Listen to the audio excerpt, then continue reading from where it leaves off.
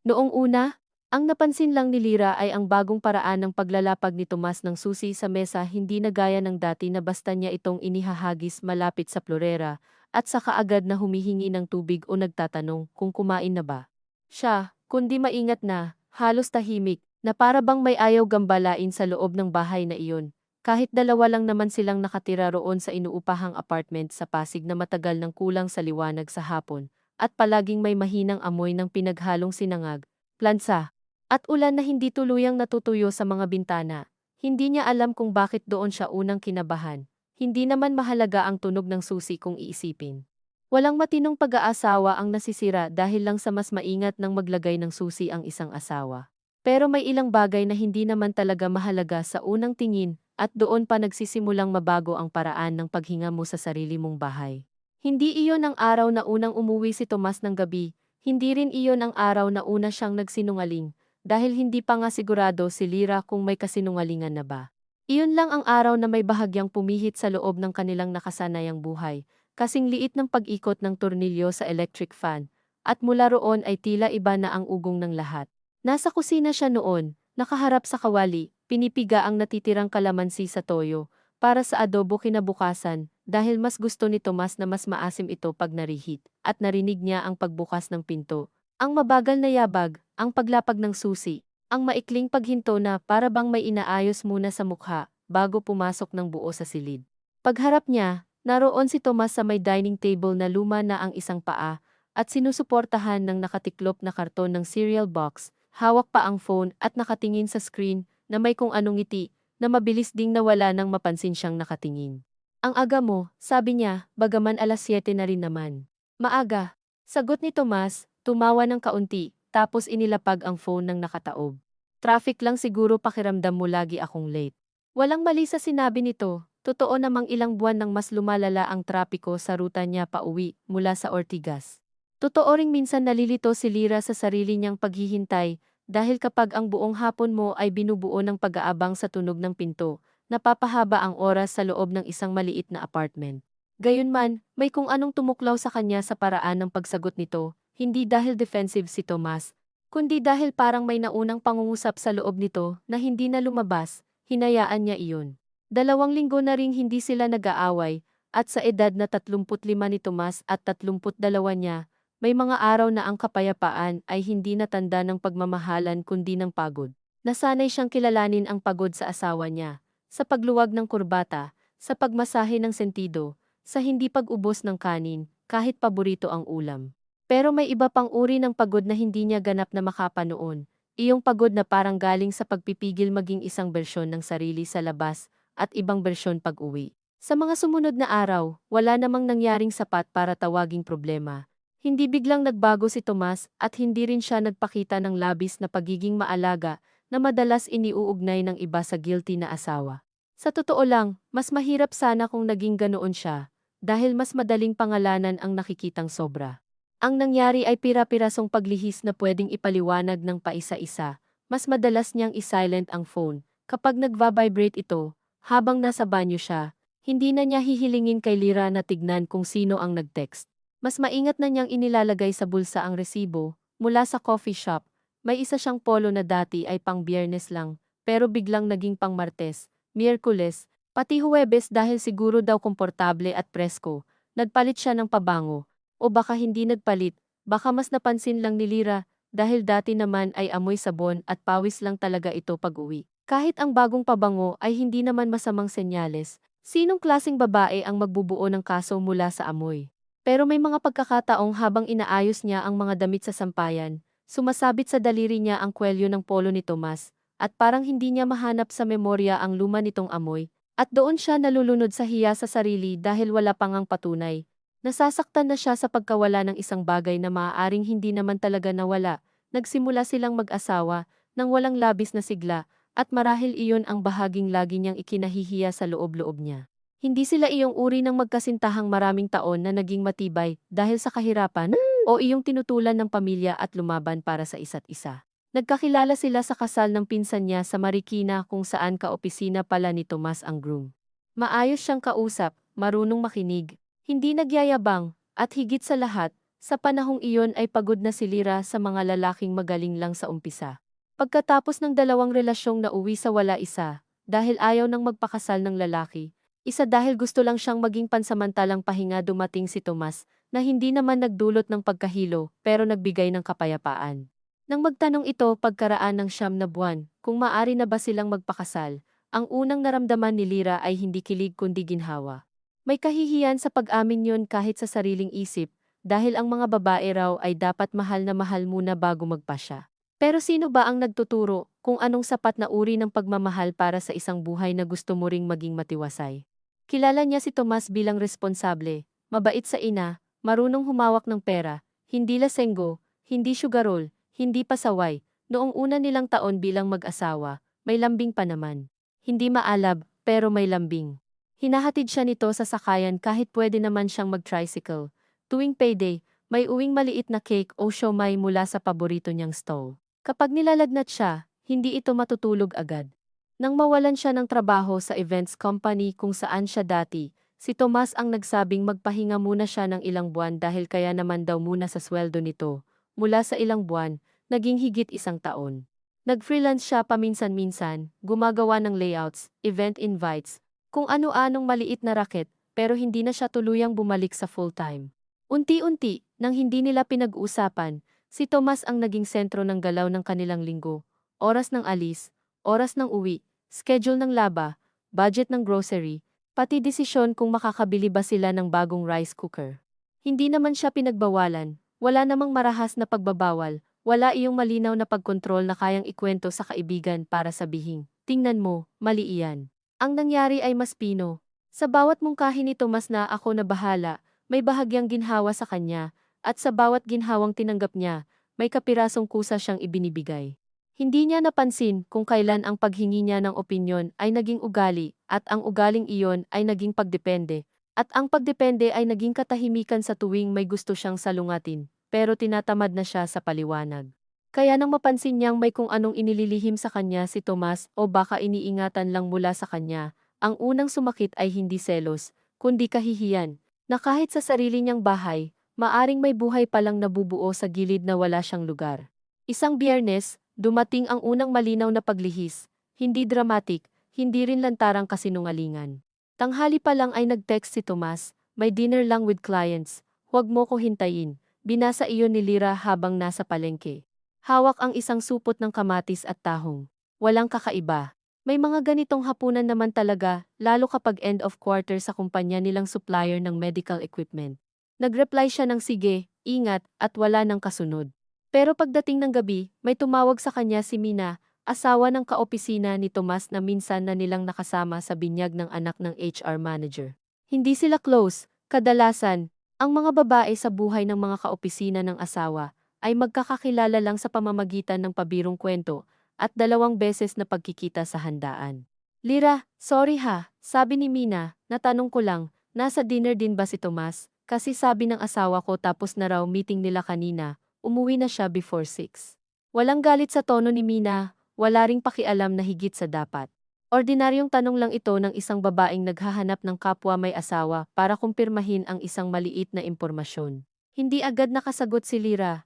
Narinig niyang may TV sa background sa kabilang linya, may batang umiiyak, may kutsarang bumabagsak sa tile. Ah, ewan ko rin, sabi niya sa dulo, pinilit na maging magaan, baka ibang team. Oo nga, baka nga, sige, sorry istorbo. Pagkababa ng tawag, tumingin si Lira sa kawali ng pritong galunggong na nakahain na sa mesa. Alin ang mas kahiya-hiya, ang mapansing nagsinungaling ang asawa mo, o ang mapansing kaya mo pang ipagtanggol ang posibilidad na hindi ka naman talaga sigurado? Umupo siya sa hapag at kumain ng mag-isa. Malutong ang isda, maayos ang timpla ng sausawan, at iyon marahil ang pinaka-nakakainsultong bahagi ng mga gabing may lamat na ang katawan mo ay nagpapatuloy sa mga simpleng kilos. Kumuha siya ng kanin, sumubo, uminom ng tubig, hinugasan ang pinggan. Sa pagitan ng bawat galaw ay inaasahan niyang may darating na malinaw na emosyon, galit, takot, pag-iyak, wala. Ang dumating ay isang mahabang pisi ng pag-iingat. Pwede namang may ibang client, sabi niya sa sarili. Pwede namang hindi updated si Mina. Pwede ring hindi naman sinadya ni Tomas na magsinungaling, baka hindi lang niya naipaliwanag ng maayos. Lahat ng paliwanag ay tila makatwiran hanggat hindi pa umuuwi ang taong dapat magpaliwanag. 11:00 nang dumating si Tomas. Mukhang hindi lasing pero medyo mapula ang tainga. May bahagyang sigla sa kilos na hindi katugma ng pagod. Gising ka pa? Tanong nito nang makita siyang nasa sofa, patay ang TV. Oo, sabi niya. Kumain ka na. Tumango si Tomas. Oo, grabe, naparami nga. Nasa BGC kami. Alam mo naman pag client, gusto may inom. Doon, sa simpleng detalye ng lugar, may kung anong kumiskis sa loob niya. BGC. Hindi iyon nabanggit sa text, bakit mahalaga? Hindi nga ba mas normal na nagbibigay lang ng detalye ang tao habang nagkukwento? Sino-sino? Tanong niya, hindi pa ring matigas ang boses. Sina Sir Noel, saka iyong buyers from Makati Med. Saglit na nag-alis si Tomas ng relo, inilapag sa estante, naghubad ng sapatos, bakit? Wala. Hindi niya alam kung hihintayin pa niyang lumubog ito sa komportableng paniniwala na gumana ang paliwanag. Tumawag si Mina, tapos na raw meeting ninyo before 6. Napatigil si Tomas, hindi naman dramatic. Hindi nahulog ang hawak, hindi nagbago ang kulay ng mukha. Pero may 1.5 segundo ng kawalan ng kasunod na kilos, at sa pag-aasawang 7 taon, sapat na iyon para makilala ng isa ang tahimik na pagkataranta ng isa. Ah, sabi nito, oo, tapos na nga ang meeting. May humabol lang na ibang usapan. Hindi ko na sinabi kasi baka magmukhang ang haba pa. Sa client? Oo. Sinong client? Dito na siya tumingin ng diretsyo. Umupo si Tomas sa dulo ng sofa. Ngunit hindi siya nilingon agad. Lira, pagod ako. Huwag naman sana interogasyon pag uwi. Hindi malakas ang boses nito, at marahil iyon pa ang nagpaliit kay Lira. Dahil biglang siya ang nagmukhang sumusobra. Parang siya pa ang may problema sa isang simpleng tanong. May 2 landas sa ganitong sandali, idiin ang karapatan mong magtanong o umatras para hindi ka masabihang nakakasakal. Sanay si Lira sa pag-urong. Nagtatanong lang ako, sabi niya, pero mahina na. May tinatago ka ba? Mabilis siyang napatingin sa sariling tuhod matapos niya iyong masabi. Hindi iyon binitawan ng isang matapang na babae. Binitawan iyon ng isang babaeng nakiusap nang hindi aminin na nakikiusap. Narinig niya ang mahinang pagbuntong hininga ni Tomas. Wala. Nakakapagod lang minsan na bawat detalye kailangang i-report. Isang ordinaryong pangungusap, kahit sinong makakarinig mula sa labas ay maaaring sumang-ayon pa. Hindi naman talaga obligado ang tao na i-report ang bawat kilos. Ngunit may kakaibang kalupitan sa paggamit ng makatwirang pangungusap kapag alam mong may itinatago kang hindi pa kayang pangalanan ng kausap mo. Naramdaman ni Lira ang pag-init ng mata niya, ngunit pinigilan niya. Ayaw niyang umiyak ng wala pang malinaw na dahilan. Dahil sa bawat luha na wala pang ebidensya, para na rin niyang inaamin na handa siyang magmukhang katawa-tawa. Sige, sabi niya, matulog ka na. Nagkatinginan sila ng isang iglap. At sa tingin na iyon ay may parehong pagtatasa. Si Tomas, kung gaano kalayo ang kaya niyang sabihin ngayong gabi. Si Lira, kung gaano karami ang kailangan niyang lunukin para hindi siya tuluyang mawala sa sarili. Nang humiga sila, naramdaman niya ang pagitan sa kama na dati namang naroon pero hindi ganito katulis. Nauna nang nakatalikod si Tomas, isang braso sa ilalim ng unan, pantay ang hinga na para bang madali itong nakaalis sa usapan. Hindi natulog si Lira. Ang pinakamasakit sa mga gabing iyon ay hindi ang imahe ng posibleng ibang babae, hindi pa malinaw iyon, at marahil mas mabait pang isipin ng isang tao kaysa isipin ang uri ng tahimik na paglayo na walang mukha. Ang pinakamasakit ay ang pagkaunawa na kung totoong may ibang bahagi ng buhay si Tomas na hindi na niya abot, hindi iyon nagsimula ngayong gabi. Ibig sabihin, may mga linggo, marahil buwan, na siya ay nagluluto, nagbibilang ng barya para sa delivery fee, nagtatabi ng paboritong mangga ng asawa dahil sale sa grocery, habang may unti-unting nabubuo sa labas ng frame niya, at wala siyang napansin agad. O baka napansin niya, ngunit pinili niyang huwag pangalanan. Pagdating ng umaga, normal ang lahat sa paraang lalo siyang nanghina. Nagkape si Tomas, nagbasa ng balita sa phone, tinanong kung may babayaran sa Meralco. Nagprito siya ng itlog, nag-abot siya ng baon. Bago umalis, yumuko si Tomas at hinalikan siya sa noo gaya ng nakagawian. At doon halos bumigay si Lira dahil hindi niya alam kung mas madali bang harapin ang malamig na pagtataksil o ang pagtataksil na marunong pa ring tumama sa tamang bahagi ng katawan dahil kabisado ka na nito. Nang magsara ang pinto, napaupo siya sa sahig sa tabi ng kama at doon lamang siya umiyak. Pero mahina lang, walang tunog. Hindi siya iyong tipong tumatawag agad sa kaibigan para maglabas ng sama ng loob. Hindi rin siya iyong tipong malakas ang loob maghalongkat. Lumaki siya sa bahay na ang mga alitan ay tinatahi sa pamamagitan ng katahimikan. Ang tatay niya, super ng jeep na bihirang magpaliwanag, at ang nanay niya, tindera ng kakanin na kahit galit ay inuuna pa ring maghain ng hapunan.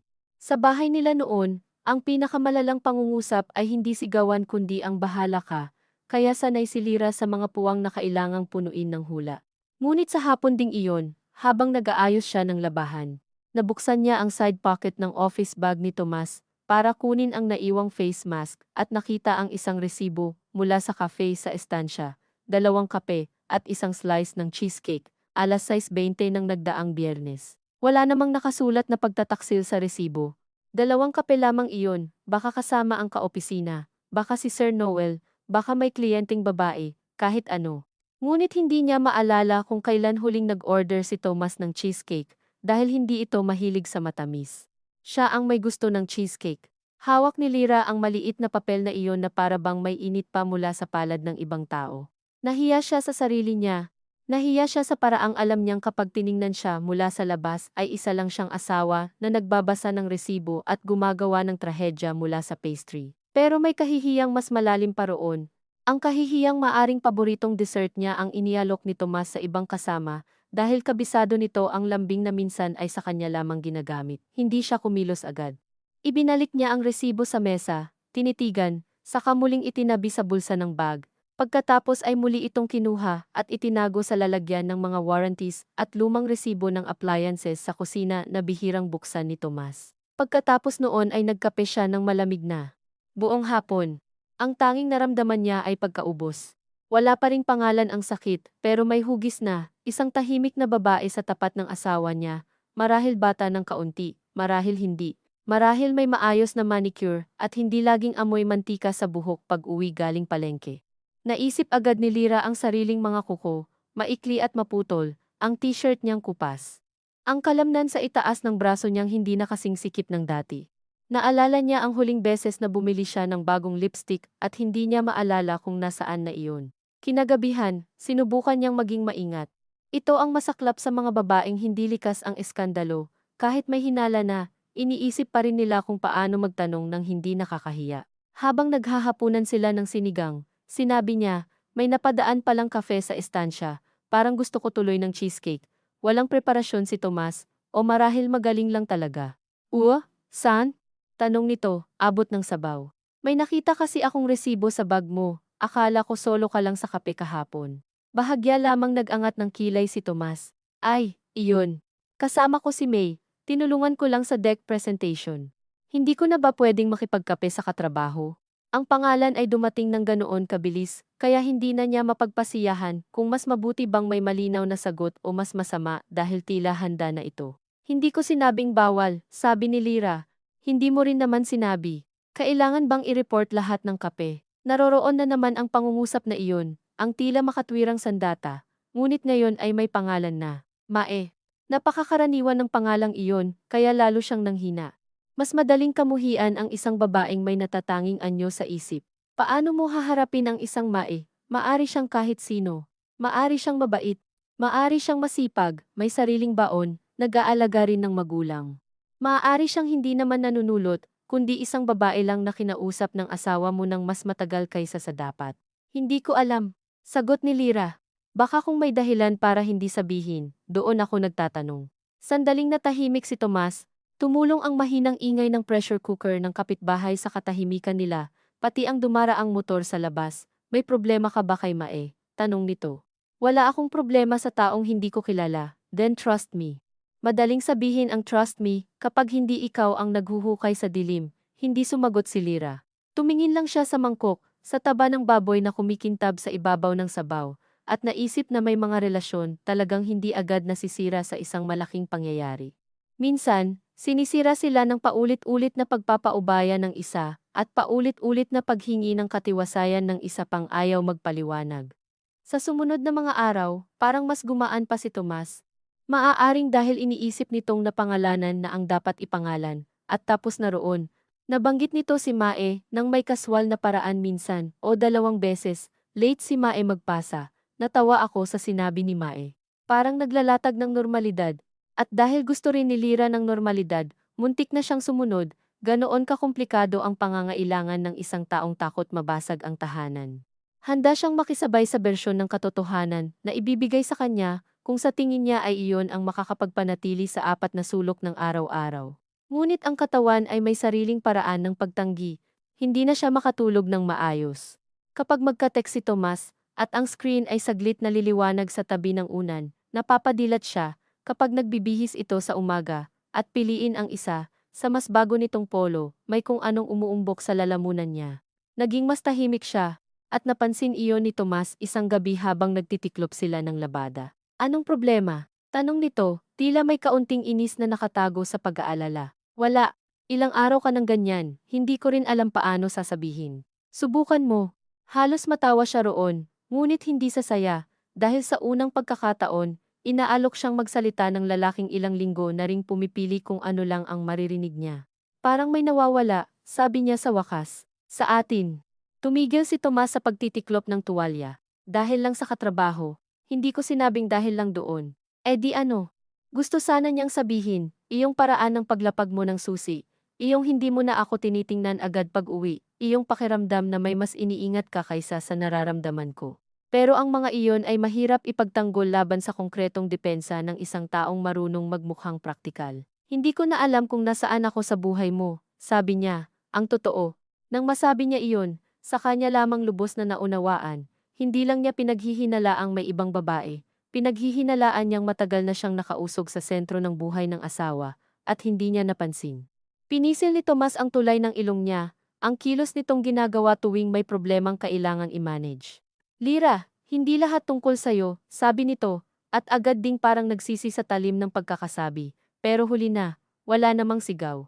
Wala ring pagbagsak ng kahit ano. Umupo lang si Lira sa gilid ng kama, hawak ang hindi pa natitiklop na punda, at naramdaman na may ilang pangungusap talagang walang bawi kahit gaano pa kabait ang susunod na tono. Alam ko, sagot niya, mababa. Matagal ko nang alam. Pagkatapos niyon ay nagbago ang hangin sa kuwarto. Hindi humingi ng sorry si Tomas agad, hindi rin siya lumapit, marahil pareho silang napahiya sa lumitaw na katotohanan, na sa likod ng maliliit na hinala at paliwanag, ang tunay na sugat ay mas luma. Ilang taon na rin bang umiikot ang buhay nila sa pangangailangang huwag masyadong makagulo? Ilang desisyon na ba ang hindi nila pinagtalunan dahil mas madaling ipagpaliban? Napansin ni Lira na noong una siyang mawalan ng trabaho, madalas niya pang sabihing babalik siya sa susunod na quarter, o kapag natapos ang isang freelance project, o kapag nakaipon sila ng kaunti. Kalaunan, tumigil na siya sa pagsasabi. Hindi naman siya pinigil ni Tomas, hindi lang rin siya itinulak.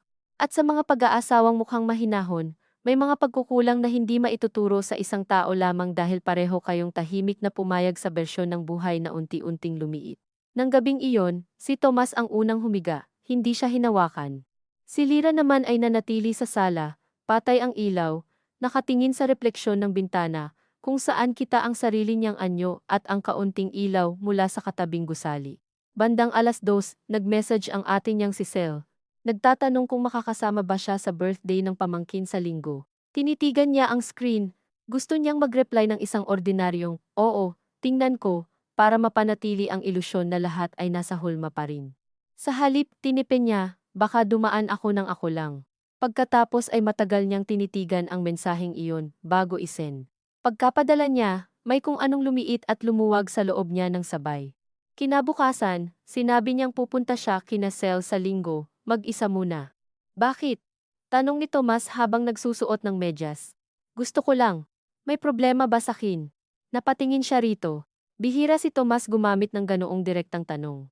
Kailangan ba meron? Lira, huwag mo kong parusahan nang hindi mo sinasabi kung ano. Napakaganda ng salitang parusahan. Malinis, kontrolado, at muli na namang siya ang may hawak ng sobrang emosyon. Dati, baka umatras na naman siya roon. Ngunit pagod na ring marahil ang isang tao sa paulit-ulit na papel. Hindi kita pinaparusahan, sabi niya. Humihinga lang ako ng hindi nakasandal sa'yo. Hindi sumagot si Tomas. Sa mukha nito ay may pinaghalong pagkairita at isang uri ng pagkalito na marahil totoo rin. Dahil paano nga ba ipapaliwanag sa isang asawang sanay ng tahimik kang sumasabay na isang araw ay hindi mo na kayang magmukhang buo habang may kulang na hindi maamin ng isa, umalis ito ng walang halik sa noo. Hindi naman niya hinabol, buong araw. Nag-ayos si Lira ng gamit na hindi naman kailangang ayusin. Mga lumang envelope, resibo, cooking magazines, ilang larawan sa isang supot mula sa unang biyahe nila sa Tagaytay, kung saan payat pa ang mukha niya, at si Tomas ay nakangiti ng hindi nag-iingat. Sa isang litrato, nakasandal siya sa balikat nito, hawak ang paper cup ng kapeng sobrang tamis. Hindi niya maalala ang eksaktong usapan nila noon, ngunit naaalala niya ang pakiramdam na may lugar siya. Hindi man perpekto, hindi man maalab, pero may lugar. Naisip niya si May nang hindi sadya, hindi bilang kontrabida, kundi bilang puwang. Baka hindi naman ito ang simula. Baka ito lang ang salaming nagpatingin sa kanilang dalawa sa kawalan ng laman na matagal nang dumarami. Ngunit hindi nito binura ang posibilidad na may pagtataksil. Sa ilang relasyon, totoo ang parehong bagay, may fundamental ng lamat, at mayroon ding isang taong pinili pa ring tumawid sa lamat na iyon nang hindi nagpapaalam. Hapon na nang tumawag si Tomas. Bihira itong tumawag sa gitna ng trabaho maliban kung may kailangang bayaran o may nakalimutang susi. Sinagot niya kaagad. Nasa bahay ka? Tanong nito. Oo. May naiwan ba akong blue folder sa mesa? Wala rito. Sige. Hindi agad nito ibinaba. Narinig niya ang maingay na aircon sa background. Mga yabag, may boses ng babae sa malayo na hindi niya maunawaan ang sinasabi. Lira, sabi ni Tomas pagkatapos ng ilang segundo. We're okay, di ba? Ang pinakamasama sa tanong na iyon ay ang paggamit ng we na para bang maaari pang itakda ng isa lamang kung okay pa ang dalawa. Tumingin siya sa mesa, sa mangkok ng nilalantang munggo para sa gabi, sa kurtinang hindi niya nalabhan. Hindi ko alam, sagot niya. Tahimik sa kabilang linya, hindi siya nagdagdag. Maya-maya, sinabi ni Tomas, pag-usapan natin pag-uwi. Sige. Ngunit kahit matapos ang tawag, alam niyang ang pag-uusap na iyon ay hindi magiging paglilinis ng sugat. Magiging isa na namang gabing kailangang timbangin ang bawat tanong, bawat pag-amin, bawat katahimikang mas makapal kapag may posibilidad ng may ibang taong kasya sa pagitan nila. Pagsapit ng dilim, inayos niya ang mesa para sa dalawa, kahit hindi siya sigurado kung sabay silang kakain. Nasanay ang mga kamay niyang maghanda ng tahanan, kahit ang loob niya ay hindi natiyak kung tahanan pa ba iyon para sa kanilang dalawa sa parehong paraan. Nang marinig niya ang susi sa pinto, muli niyang napansin ang maingat na paglapag niyon sa mesa, at sa munting tunog na iyon ay naramdaman niyang may isang bahagi ng sarili niyang matagal nang nakayuko ang dahan-dahang tumitindig, hindi pa para lumaban, hindi pa para humiwalay, kundi para sa unang pagkakataon ay huwag nang magkunwaring hindi niya naririnig ang pagbabago. Naman laging dumarating na may tunog ng pagkabasag, kung minsan ay kasya lang ito sa pagitan ng paglapag ng susi, at sa ilang segundong hindi agad sila nagkatinginan, at doon unang naisip ni Lira, habang nakatayo sa may mesa at pinipigilan ang sarili na ayusin ang posisyon ng mangkok, na wala namang kailangang ayusin, na may mga pagkakataong hindi mo alam kung naghahanda ka bang makipag-usap, o maghanda lamang masaktan ng mas maayos kaysa dati. Pumasok si Tomas na dala pa rin ang office bag sa isang balikat, natanggal ang pagkakazip ng isang maliit na bulsa, at may pagod sa mukha na tila sadyang ipinakita upang mauna ng mapagbigyan. Tiningnan siya nito, pagkatapos ang mesa, pagkatapos siya ulit. Hindi ka pa kumakain, tanong nito. Hinihintay kita, sabi ni Lira, noon pa man ay hindi na iyon purong lambing, madalas ay ugali na lang. Ngunit ngayong gabi, nang sabihin niya iyon, naramdaman niyang may bahagyang kirot sa loob niya, na para bang ibinalik niya sa sarili ang isang kilos na matagal nang ginagawa ng katawan, kahit hindi na sigurado ang puso kung para saan pa. Naghugas ng kamay si Tomas, tahimik, at habang naririnig niya ang agos ng tubig sa kusina, biglang naisip ni Lira kung ilang beses na ba niya itong pinakinggan, nang hindi iniisip na may saysay ang pagitan ng mga tunog, ang tunog ng gripo, ang bukas sara ng kabinet, ang mahinang pagtama ng plato gayong sa isang bahay ng dalawang tao. Ang mga ganitong bagay ang una mong nagiging wika kapag kapos na ang mga salita. Umupo sila sa harap ng isa't isa, hindi siya agad nagsandok ng kanin. Si Tomas naman ay kumain na para bang gutom nga ito, na para bang walang nakabiting usapan sa pagitan nila. Naisip ni Lira na marahil isa sa mga pinakamapanganib na katangian ng asawa niya ay hindi kasinungalingan, kundi ang kakayahan nitong manatiling halos normal sa gitna ng anumang bagay, at dahil doon ay madali rin niyang mapagdudahan ang sarili kung siya ba ang masyadong maramdamin, siya ba ang lumilikha ng lalim sa mga siwang na dapat sana'y pinapalampas lamang ng isang matatag na tao. Anong oras ka umalis sa office? Tanong niya pagkaraan ng ilang subo. Hindi na siya nagkunwaring paikot, tiningnan siya ni Tomas, hindi nagtaas ng boses, hindi rin umismid. Mga 6:30, may kasama ka? Sa pag-alis, sa buong hapon, ibinalik nito ang kutsara sa plato at uminom ng tubig. May pag-iingat na sa bawat kilos nito ngayon, at alam ni Lira na ramdam din ni Tomas ang binago niyang paraan ng pagtatanong. May meeting kami hanggang halos 6, sabi nito. Tapos nagkape ako saglit kasama si May kasi inaayos namin iyong figure sa presentation. Sa office ba? Hindi. Lumabas kami. Bakit hindi mo na lang sabihin ng diretsyo? Isang payak na tanong. Ngunit nang marinig niya ang sarili niyang boses, doon niya napansin na may bahagyang panginginig pala roon, na hindi galit kundi pagod. Hindi sumagot si Tomas agad. Ang ginawa nito ay tumingin sa kanya na para bang sinusukat kung aling bersyon ng katotohanan ang kakayanin niyang ibigay nang hindi ito hahantong sa gulo. Napakabigat ng ganitong paraan ng pagtingin kung galing sa taong minsan mong inakalang hindi ka kailanman kailangang ipaghanda ang kausapin. Ayokong palakihin mo, sabi nito, kaya minsan hindi ko na lang detalyado. Ako ba ang nagpapalaki o ikaw ang nagpapaliit? Sagot ni Lira bago pa niya mapigilan ang sarili. Sandaling may kung anong nagbago sa mukha ni Tomas, hindi takot, hindi rin pagkahuli, kundi inis na may halong pagkadismaya, na para bang hindi nito inasahan na kaya niyang buuin ang pangungusap na iyon. Ano ba talaga ang gusto mong marinig? Tanong nito. Na nagkakape kami?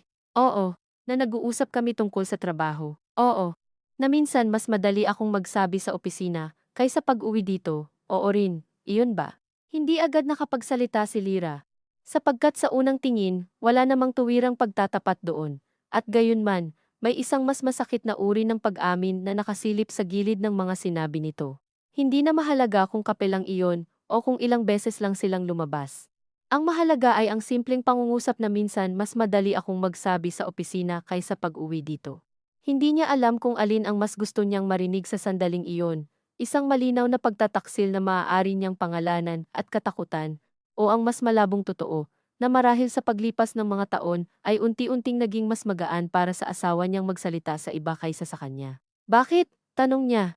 Bumuntong hininga si Tomas at tumingin sa bintana. Sa refleksyon lamang nilang dalawa ang nakikita mula roon dahil madilim na sa labas. Kasi pag nandito ako, pakiramdam ko laging may hinihintay kang bersyon ko na hindi ko na alam ibigay. Hindi niya alam kung bakit sa halip na agad magalit ay nakaramdam muna siya ng hiya. Siguro dahil alam niya ang tinutukoy nito kahit ayaw niya iyong aminin. Ilang taon na rin bang tuwing uuwi si Tomas ay sinusubukan niyang hulihin, mula sa paglapag ng bag, sa tono ng unang kumain ka na ba, sa haba ng pag-upo nito sa sofa, kung magiging maayos ba ang gabing iyon, kung magiging malambing ba, kung may maikukwento ba, kung magiging present ba ito sa buhay na maghapon niyang pinananatili sa loob ng apartment na iyon. May mga pag-asawang hindi nasisira ng kawalan ng pagmamahal kundi ng pagkapagod sa tahimik na pangangailangang hindi masabi-sabi ng lantaran. Ngunit hindi binubura ng pagkaunawang iyon ang sakit, lalo lamang nitong ginagawang masalimuot, dahil bigla kang nagiging sabay na sugatan, at may pagkukulang din. Hindi ko naman hinihingi ang perpekto, sabi niya sa dulo. Ang hinihingi ko lang, huwag akong gawing tanga sa sarili kong bahay. Dito na siya tiningnan ni Tomas ng diretsyo. Sa unang pagkakataon mula nang magsimula silang kumain, tila may nawala sa pagtimpi nito. Hindi kita ginagawang tanga. Paano ko dapat tawagin iyong pakiramdam na laging ako ang huling nakakaalam sa mga bagay na may kinalaman sa'yo? Lira, trabaho ko iyon. Hindi lang trabaho ang kinukwento mo sa kanya, kung mas madali kang magsabi roon. Pagkatapos niyang sabihin iyon ay natahimik silang pareho, wala naman siyang konkretong ebidensya sa lawak ng pinaghihinalaan niya. Ngunit may mga sandaling ang isang pangungusap ay lumalabas, hindi dahil handa mo itong patunayan, kundi dahil matagal na itong umiikot sa ilalim ng balat. Si Tomas ang unang umiwas ng tingin. Hindi ko alam anong gusto mong marinig sa akin, sabi nito ng mas mababa ang boses. Na may nangyari? Wala. Na gusto kong takasan lahat ng usapan dito, minsan, oo. Na may mga bagay akong nasasabi sa ibang tao, dahil hindi na ako makadaan sa'yo nang hindi mo iniisip na may kulang ako, oo. Iyon ang totoo. Mas madali sana kung nagsinungaling na lamang ito ng buo o umamin ng buo. Ngunit itong paghahalo ng totoo at hindi ganap, ang siyang nagpapagod sa dibdib ni Lira, sapagkat alam niyang maaring may katotohanan sa reklamo nito at maaari ring may pagtatago pa rin sa likod niyon. At ako? Tanong niya, hindi na mapigilan ang pagkapunit ng boses. Saan ako doon? Saglit na pumikit si Tomas, hindi ko sinasabing wala ka. Pero wala akong lugar sa bahagi ng buhay mo na mas madali mong ibigay sa iba. Hindi mo alam lahat, kaya nga nagtatanong ako. Hindi na nila naubos ang hapunan. Matagal na pagkatapos ng huling pangungusap, naroon pa rin sila sa mesa. Ang mga plato ay malamig na, ang kanin ay parang mas tuyo sa liwanag ng kusina. Sa mga susunod na taon, kung maaalala man ni Lira ang gabing iyon, marahil hindi niya maalala ng eksakto ang bawat sinabi, kundi ang bigat ng mga pagitan. Nasa bawat pause ay may dalawang taong kapwa nagbibilang kung ano pa ang kaya nilang ilantad nang hindi tuluyang bumigay ang naroroon sa pagitan nila. Sa huli, si Tomas ang tumayo at nagligpit ng sariling plato, isang kilos na hindi naman ito palaging ginagawa, at marahil dahil doon ay mas lalo siyang nasaktan. Dahil ang mga lalaki kung minsan ay marunong ding gumawa ng maliliit na pag-ayos sa gitna ng malaking lamat, at sa halip na guminhawa ka ay lalo kang naguguluhan kung dapat mo ba iyong tingnan bilang pagsubok o konsensya o simpleng pagod lang. Kinagabihan, hindi sila nagtabi sa kama, hindi naman sila nag-away ng malakas o nagpasaring. Si Tomas ay humiga sa kama, si Lira ay naglatag ng manipis na banig sa sala, sinabi lang niyang mainit at hindi siya makatulog. Hindi siya pinigilan ng asawa niya. Iyon marahil ang pinakamasakit sa lahat, na may mga araw na ang pinakaaasam mong patunay ng pagmamahal ay hindi malaking pag-amin o pagluha kundi ang simpleng pagsasabing, dito ka. At kapag hindi iyon dumating, hindi sapat ang mga susunod na paliwanag para hindi mo maramdaman ang pagkawala. Magdamag siyang nakahiga sa harap ng patay na TV, nakikinig sa humuhuning ref at sa malalayong tawanan mula sa kalsada. Nanghihina ang katawan niya ngunit hindi siya makatulog. Naisip niya si Mae, hindi pa rin bilang malinaw na kalaban kundi bilang linaw sa isang bagay na dati ay ulap lang. May isang tao sa labas ng bahay na iyon na pinipiling takbuhan ni Tomas o hindi man takbuhan, ay pagaanin doon ang sarili sa paraang hindi na niya magawa rito. Hindi kailangan ng halik o motel para maramdaman mong may pagtataksil ng nagaganap. Minsan sapat na ang paulit-ulit na pagpili sa iba, bilang pahingahan ng loob habang iniiwan mong maging tagatanggap ng bigat ang taong nasa bahay. Ngunit dahil wala pang tiyak at malinis na pangalan ang nangyayari, hindi rin niya maipagtanggol ang sarili ng buo sa harap ng sarili niyang isip. Baka nga, nagiging masyado lang siyang mapagbantay. Baka nga iyon lamang ang masakit na yugto ng isang pag-aasawang napabayaan. Baka siya rin ang hindi na madaling lapitan. Siya rin ang laging naghihintay ng bersyong hindi na kayang ibigay ni Tomas. Walang kapayapaan sa ganoong uri ng pag-iisip, para kang nilalamon ng dalawang magkasalungat na pananagutan. Parehong makatwiran, parehong hindi sapat. Kinaumagahan, maaga siyang nagising sa tunog ng electric kettle. Pumasok siya sa kusina na nakapulupot pa ang manipis na kumot sa balikat at naabutan si Tomas na tahimik na naghahanda ng kape. Napatingin ito sa kanya at sa isang iglap ay may mukha itong halos pamilyar sa mga unang taon nila, iyong mukhang hindi marunong sa matitinding eksena at mas gusto palaging ayusin sa pamamagitan ng pagiging mahinahon. May pandesal sa lamesa, sabi nito.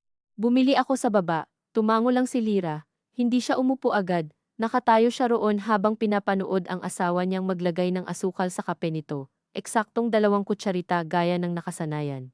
At bigla niyang naisip na nakakainsulto rin pala ang pagiging kabisado sa ilang pagkakataon. Na kahit ang taong unti-unti kang inilalayo sa mga bahagi ng sarili niya, ay kabisado pa rin kung paano mo gusto ang itlog, kung gaano karaming asukal ang kaya mong tiisin, kung saang araw ka madalas sumakit ang likod. Uuwi ako ng maaga mamaya, sabi ni Tomas. Mag-usap tayo ng maayos. Hindi niya tinanong kung bakit kailangang may schedule pa ang pag-uusap na iyon. Sa mga opisina, ang mahihirap na bagay ay pwedeng ilagay sa kalendar at harapin pag may oras na. Sa mga bahay, karaniwan ay bigla silang sumusulpot sa pagitan ng pagsasaing at paglalaba. May pupuntahan ako sa hapon, sabi niya. Saan? Kina Ate Sel. Bakit? Tiningnan niya ito. Hindi na niya sigurado kung ang paulit-ulit nitong bakit ay tanda ng pag-aalala o ng pagkairita sa anumang galaw niyang hindi nito nasusukat agad. Wala, gusto ko lang. Hindi na ito sumagot. Pagkaalis ni Tomas, nagbihis siya ng hindi nagmamadali. Pinili niya ang damit na dati niyang isinusuot sa simpleng lakad lang, hindi pambisita, ngunit maayos pa rin. Habang nagsusuklay siya sa salamin, napansin niyang may manipis na maitim sa ilalim ng mga mata niya. Naisip niyang maglagay ng kaunting lipstick, pero hindi niya itinuloy, hindi niya alam kung para saan. Ang biyahe papunta kina Sel ay hindi naman malayo, ngunit sapat para maramdaman niya ang paglipat ng hangin sa balat. Ang pagbabago ng tunog ng syudad, ang kaunting paglayo sa apartment, na ilang linggo na palang nagiging masikip sa paraang hindi niya pinapangalanan. Si Sel ang mas matanda sa kanilang magkakapatid ng 6 na taon, at may likas na asal ng mga panganay na marunong tumingin sa mga bagay nang hindi agad humuhusga. Bagaman minsan ay may talim din ang pagiging praktikal nito na kayang masaktan ka kung hindi ka handa. Nang buksan nito ang pinto at makita siya, wala itong unang sinabi na, "May problema ba?" o "Anong nangyari?" Sa halip ay yumakap lang ito ng mabilis at sinabing, "Buti dumaan ka. Tumulong ka rito, hindi ko maayos itong ribbon sa regalo." Halos maiyak si Lyra sa kabaitan ng hindi pagpilit agad sa isang tao na magsalita bago pa siya handa. Habang nag-aayos sila ng maliit na handa para sa kaarawan ng pamangkin, pinapanood niya si Cel na magbalot ng spaghetti container. Sermonan ang bunsong anak na nagtatakbo sa sala. Tawagin ang asawa nitong bumili ng yelo, at doon naalala ni Lyra na may mga uri ng pag-aasawa palang pagod ngunit malinaw ang galaw. Hindi perpekto, hindi romantiko, kung minsan ay ubos na ubos, ngunit naroon pa rin ang pakiramdam na parehong tao ang humahawak sa iisang araw. Hindi niya maiwasang ikumpara. Marahil hindi patas, dahil iba ang ugali ni Cel, iba ang asawa nito, iba ang bahay. Gayunman, may mga paghahambing na kusang dumarating kapag nawawala ang katiyakan mo sa sarili mong buhay. Bandang hapon, nang mapansing tahimik siya ng lampas sa karaniwan, si Cel ang lumapit habang naghihiwa ng hotdog sa kusina. "May nangyari sa inyo?" tanong nito, hindi tumitingin sa kanya kundi sa chopping board. Marahil iyon din ang dahilan kung bakit nakasagot si Lyra. Kapag hindi ka pinipilit harapin ang mata ng kausap, minsan mas madaling umamin. "Hindi ko alam kung may nangyari na talaga," sabi niya. "O baka matagal nang may nangyayari na hindi ko lang tinatanggap." Huminto si Cel sa paghiwa at saka lang siya tiningnan. Hindi ito nagulat na para bang sa edad nilang iyon ay alam na ng mga babae na ang ganitong uri ng pangungusap ay hindi naman biglang sumusulpot ng walang mahabang paghahanda ng tahimik na lungkot. "May babae?" tanong nito. Napakalinaw, napakasimple, naramdaman ni Lyra ang bigat ng salitang iyon, "May katrabaho." "May." "Hindi ko alam hanggang saan. Hindi ko rin alam kung iyon ba talaga ang buong problema." "At ano ang alam mo?" Napabuntong hininga siya, na mas madali siyang magsabi roon kaysa sa akin, na may mga bagay siyang hindi na ikinukwento. Napakiramdam ko matagal na akong nakaabang sa pinto ng buhay niya, nang hindi niya ako pinapapasok sa ilang kwarto. Saglit na natahimik si Cel, "Mahal mo pa ba?" Hindi niya inaasahan ang tanong na iyon. Dahil sa ilang gabi ng hinala, ilang araw ng pagod, masyadong abala siya sa tanong kung niloloko ba siya upang itanong sa sarili ang mas luma at mas mapanganib na tanong. Mahal pa ba niya? Hindi niya alam ang eksaktong sagot, ngunit ang alam niya ay nasasaktan siya sa paraang hindi kayang gawin ng kahit anong ordinaryong pagkadismaya lamang. "Oo," sabi niya sa wakas, at pagkasabi niya ay may kasunod na hiya. "O baka mahal ko pa iyong dati kong akala sa amin." "Pareho namang masakit iyon," sabi ni Cel. "Pero magkaiba ang haharapin mo depende roon." Hindi siya binigyan ng payong mabilis, hindi sinabing hiwalayan na o magtiis. Sa halip ay pinagkape siya, pinaupo sa may likod bahay habang naririnig ang mahinang karaoke mula sa kanto, at sinabi lamang na huwag muna siyang magdesisyon, habang ang pinakamatindi pa niyang nararamdaman ay takot mapahiya. Kasi kapag hiya ang nauuna, sabi ni Cel, madalas hindi mo na alam kung ang gusto mong iligtas ay puso mo ba o itsura mo sa harap ng sarili mo. Umuwi si Lyra bago maggabi. Sa jeep pa lang ay nag-message si Tomas, "Nasa bahay na ko." Napakaliit ng text na iyon at gayunman ay nakaramdam siya ng kaba na para bang may nakatakdang pagsusuri sa apartment na iyon pagdating niya. Binuksan niya ang pinto at nadatnan si Tomas sa kusina. May nilulutong noodles, suot pa ang office pants ngunit nakapambahay ng t-shirt sa itaas. Muli, isang ordinaryong larawan ng asawa sa bahay. At muli, ang ordinaryong iyon ang nagpapabigat sa dibdib niya. "Kumain ka na ba?" tanong nito. Umiling siya. "Gumawa ako ng kanton," sabi nito, halos nakangiti ng kaunti. Ganoon kasimple minsan ang kalituhan sa mahabang relasyon, sa loob ng iisang araw ay maaari kang magalit, malungkot, at biglang maantig sa tanawing alam na alam mo. Umupo siya sa mesa. Inilapag ni Tomas ang isang plato sa harap niya, at saka umupo sa tapat. "Ayokong palalain pa ito," sabi nito. "Ako rin," sagot ni Lyra. "Pero hindi naman tayo makakapunta roon kung hindi mo rin sasabihin ang hindi mo sinasabi." Tumango si Tomas, ngunit ilang segundo rin itong hindi nagsalita. Sa wakas ay sinabi nito, "Wala pa namang nangyayari sa iniisip mong paraan." Napakakilalang pangungusap, at marahil kaya mas lalo siyang napagod, dahil kapag may sa iniisip mong paraan, ibig sabihin may ibang paraang maaaring mayroon. Nakatingin lamang siya rito. "Nag-uusap kami ni Mae," dugtong nito. Mas madalas kaysa dapat, siguro. Minsan tungkol sa trabaho, minsan hindi, minsan tungkol sa bahay nila, sa nanay niyang may sakit sa tuhod, sa mga kapatid niyang inaasahan siya, minsan tungkol sa akin. Sa atin? Tanong niya. Hindi ko kinukwento lahat, pero may kinukwento ka. Oo. Ang oo na iyon ang unang bagay na malinaw niyang narinig mula rito sa loob ng maraming araw. Napakasimple, napakalinaw, walang palusot sa mismong pantig. Kaya halos iyon ang mas nakapagpaluha sa kanya, kaysa sa mas malalaking posibilidad na kinatatakutan niya, sapagkat sa wakas ay may isang tiyak na sugat siyang mahahawakan. Bakit? Tanong niya ulit, ngunit ngayong pagkakataon ay hindi na para maghanap ng depensa. Para lamang malaman ang anyo ng pagkukulang nilang dalawa sa mata ng lalaki niyang minsang naging pahinga rin niya. Pinagtagpi ni Tomas ang mga daliri nito sa mesa, tinitigan iyon, saka nagsalita ng mabagal. Kasi pag sayo ako magsisimula, pakiramdam ko kasalanan ko agad na napagod ako. Na kailangan kong ayusin muna sarili ko bago ako pwedeng humarap sayo, kay Mae, hindi ako asawa. Hindi ako kailangang maging maayos, nakikinig lang siya. Hindi siya agad nasaktan sa pangalang Mae ngayon. Ang unang tumama ay ang salitang asawa, na para bang isa na pala iyong posisyong may timbang na nais ibaba ni Tomas, sa iba paminsan-minsan. Ngunit sa ilalim ng sakit, may isa ring tahimik na pagkilala. Ilang beses na ba niyang tinanong si Tomas sa mga nakaraang taon ng pagod ka ba, na ang ibig sabihin ay, may maibibigay ka pa ba sa akin ngayong gabi? Ilang beses na ba siyang lumapit na may dalang pangangailangang hindi niya alam kung paano ihihiwalay sa simpleng pangangailangan lamang na mapansin? Hindi nangangahulugang siya ang may kasalanan. Ngunit hindi rin niya kayang itanggi na may bahagi ng totoo roon na mas madaling ikagalit kaysa harapin. At gusto mo siya? Tanong niya.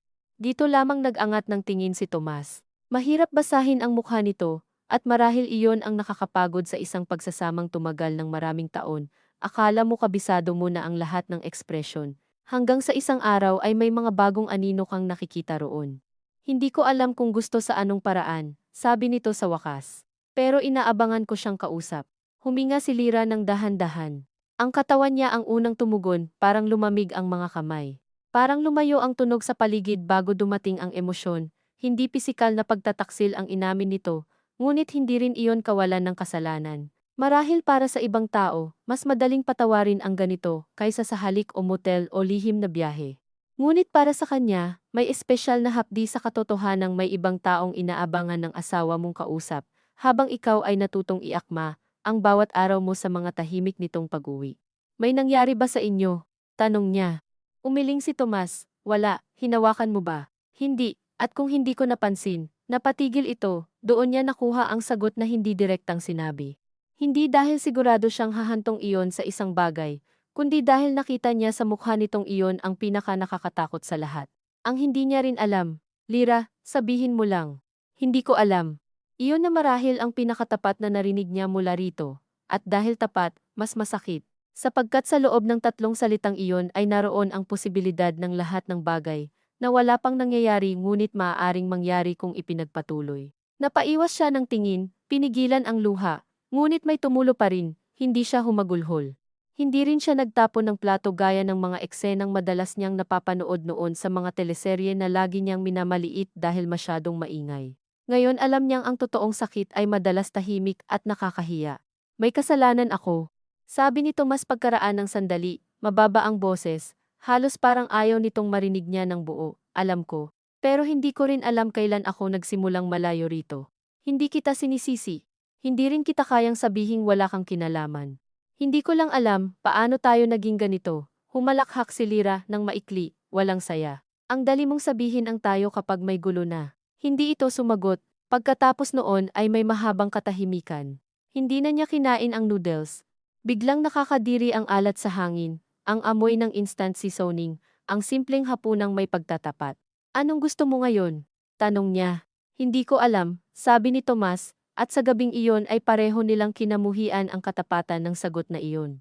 Ayokong sirain ito, ayokong saktan ka, ayokong umabot sa puntong may totoong nangyari, pero hindi ko rin kayang sabihin, kaya kong bumalik agad na parang walang nabuksan sa akin. Tumingin siya rito. Marahil iyon ang pinakabuod ng lahat. Hindi pa man ganap na naipagkakanulo ang pag-aasawa nila, sa pinakakitang paraan, may nabuksan ng puwang sa loob ni Tomas, na hindi nito kayang isarado lamang dahil tama iyong gawin. At si Lyra, sa kabilang dulo ng mesa, ay kinailangang tanggapin na ang laban niya ngayon ay hindi lamang laban sa isang babae kundi laban sa isang pagkagutom sa loob ng asawa niyang matagal niyang inakalang kayang punuin ng maayos na bahay, mahinahong boses, at matiyagang pag-aabang. Ayoko ring maging babaeng nagmamakaawa na piliin mo ako, sabi niya, at ayoko ring magpanggap na wala itong bigat. Tumango si Tomas, dahan-dahan, alam ko. Hindi mo alam. Ngayon ay tuyo na ang boses niya, mas malinaw. Kasi hindi ako nasasaktan lang dahil may mae. Nasasaktan ako dahil habang unti-unti kang lumalapit sa isang taong mas madali para sa'yo, ako naman iyong narito at hindi ko man lang alam na lumiliit na pala ang lugar ko, napapikit si Tomas. May mga paghingi ng tawad na hindi agad nasasabi dahil kapos sa salita ang tao. Ngunit mayroon ding mga sandaling hindi sapat ang anumang sorry dahil hindi naman isang pangyayari lang ang dapat pagsisihan, kundi ang mahabang panahon ng hindi pagpansin. Pwede bang magpalamig muna tayo, sabi nito sa bandang huli. Hindi iyong hiwalay agad, pero, pahinga. Naisip ni Lyra na gaano nga ba kadaling gamitin ng mga taong napagod ang salitang pahinga. Samantalang para sa taong iniwan sa gitna ng pagod na iyon, ang pahinga ay tunog paghihintay na naman. Gayunman, nang pakinggan niya ang sarili, alam niyang pagod na rin siya sa pag-uwi sa mga gabing kailangang hulaan ang antas ng paglapit ng asawa niya. Paano? Tanong niya. Pwede muna akong sa kapatid ko tumuloy ilang araw, sabi ni Tomas. O ikaw kung gusto mo. Agad siyang napailing. Hindi niya kayang siya ang umalis sa bahay, na araw-araw niyang binuo sa maliliit na gawain. Hindi niya maipaliwanag iyon ng hindi parang mababaw, ngunit alam niyang may dignidad din sa pagpiling manatili sa espasyong ikaw ang nagbuhos ng oras. Ikaw, sabi niya, tinanggap iyon ni Tomas ng walang pagtutol, at marahil iyon ang unang malinaw na anyo ng pagpayag nitong may nasira nang hindi agad maaayos sa salita. Hindi naman agad itong nag-impake ng gabing iyon. Natulog pa rin sila sa iisang apartment, magkaiba lamang ng silid siya sa kama. Si Tomas sa sofa, at sa unang pagkakataon sa maraming taon, ay naramdaman ni Lyra ang buong lapad ng higaan, na hindi ginhawa kundi ebidensya. Hindi siya nakatulog ng maayos. Bandang madaling araw ay bumangon siya para uminom ng tubig at nadatnan si Tomas na gising din, nakaupo sa dilim, nakasandal ang mga siko sa tuhod. Hindi siya nito napansin agad. Sa anyo nitong iyon, wala ang kontroladong tono, wala ang praktikal na depensa, wala ang maingat na paglalatag ng pangungusap. Naisip niya, sa paraang halos ikinagalit niya sa sarili, na mukhang malungkot din ito, at dahil doon ay lalong naging komplikado ang sakit, sapagkat mas madaling kamuhian ang isang taong buo ang loob sa pananakit. Paano mo haharapin ang isang taong may pagkukulang at may pagdurusa rin, ngunit hindi naman nabubura niyon ang ginawa, bumalik siya sa silid ng hindi nagsasalita. Kinaumagahan, nag-empake si Tomas ng ilang damit sa maliit na overnight bag, hindi marami. Parang isang taong ayaw pang magmukhang tuluyan. Sa bawat tuping inilalagay nito roon ay may kabaligtarang pag-asa at pagod sa loob ni Lyra. Bahagi niya ang gustong sabihin, huwag ka nang umalis kung mag-uusap pa naman tayo. Bahagi rin niya ang gustong sabihing umalis ka at dalhin mo ang buong kalituhang ikaw rin ang nagdala rito, sa huli ay wala siyang sinabi. Bago isara ni Tomas ang zipper ng bag, tumingin ito sa kanya mula sa dulo ng kama, hindi ko pa kinausap si Mae tungkol dito. Sabi nito. Wala pa akong sinasabi sa kanya.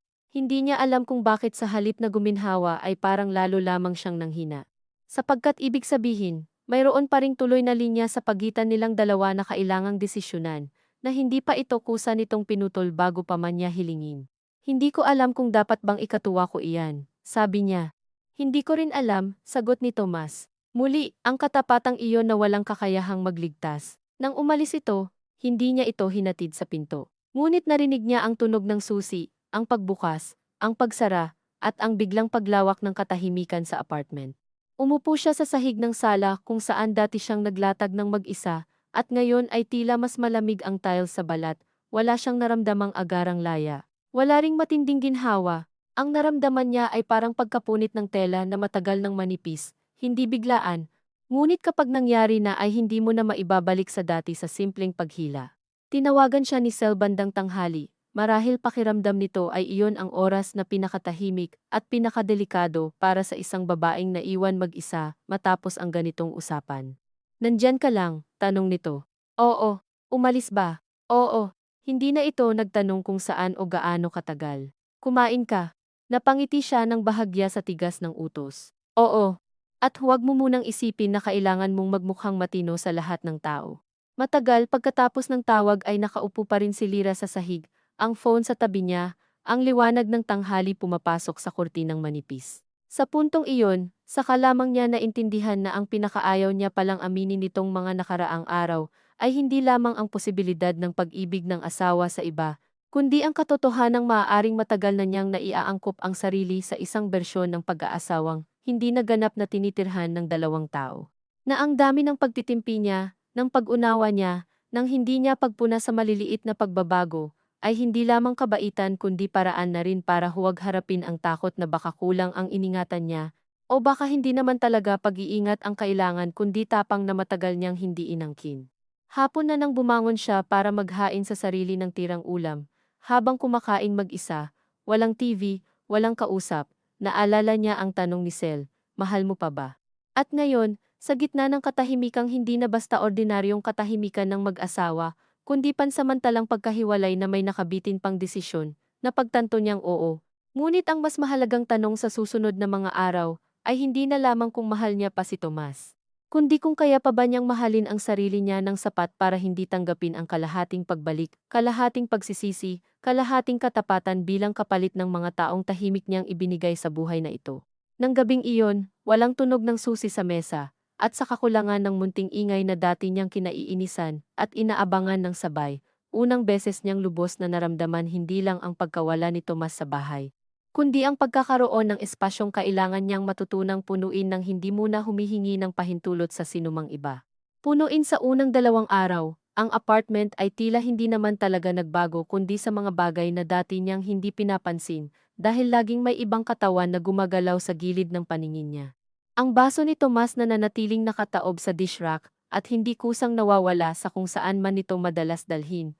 Ang tuwalya sa likod ng pinto ng banyo na hindi na kailangang ipagpag sa umaga dahil walang gagamit pagkatapos niya. Ang kalahating bote ng pabango sa ibabaw ng estante na hindi niya gagalawin ngunit hindi rin niya mailipat dahil pakiramdam niya may saysay pa ang eksaktong kinalalagyan yun hanggat hindi nila tuluyang napag-uusapan kung ano na nga ba ang tawag sa pagitan nila. Hindi siya umiyak ng tuloy-tuloy. Mas mahirap pala ang ganitong uri ng pag-iisa kaysa sa mga unang gabing may takot siyang sumabog. Noon, may malinaw na sentro ang emosyon, may hinala, may galit, may pangalan. Ngayon, ang kalaban niya ay ang lawak ng oras sa loob ng bahay na iyon, at ang paraan nitong unti-unting ibinabalik sa kanya ang sarili niyang tinig. Nagluluto pa rin siya sa tamang oras, nagliligpit pa rin ng kama, ngunit sa bawat gawain ay may sandaling tila humihinto siya sa gitna, para tanungin kung para kanino ba niya ginagawa iyon, at kung ano ang natitira kapag tinanggal mo ang nakasanayang ideya na may uuwi para sa hapunang iyon. Para sa maayos na bahay na iyon, para sa mahinahong bersyon ng sarili niyang ilang taon niyang sinanay, na iharap sa isang lalaking unti-unting natutong magpahinga sa ibang direksyon. Nag-message si Tomas sa umaga, sa tanghali, minsan sa gabi, maikli at maingat, kumain ka na. May kailangan ka ba sa bahay? Nandiyan pa ba iyong blue na charger ko? Sa unang tingin, mapagmalasakit. Ngunit sa pagbasa ni Lyra sa mga iyon, ang pumapasok ay hindi lambing kundi distansyang nakabalot sa kabutihang loob. Parang may taong gustong tiyaking hindi pa tuluyang napuputol ang sinulid, pero ayaw ring humawak ng mahigpit dahil maaaring masabihan siyang nananakal. Minsan ay sasagot siya ng oo o wala, at minsan ay hindi agad. Kapag hindi siya sumagot, makalipas ang ilang oras ay may kasunod na, okay ka lang, at doon niya napapansing may bahagi pa rin sa kanyang umaasa, na mas maging mapilit ito, mas lantad, mas hindi sigurado sa pagkawala niya. Ngunit si Tomas, gaya ng dati, ay nananatiling maingat hanggang sa punto ng kalupitan.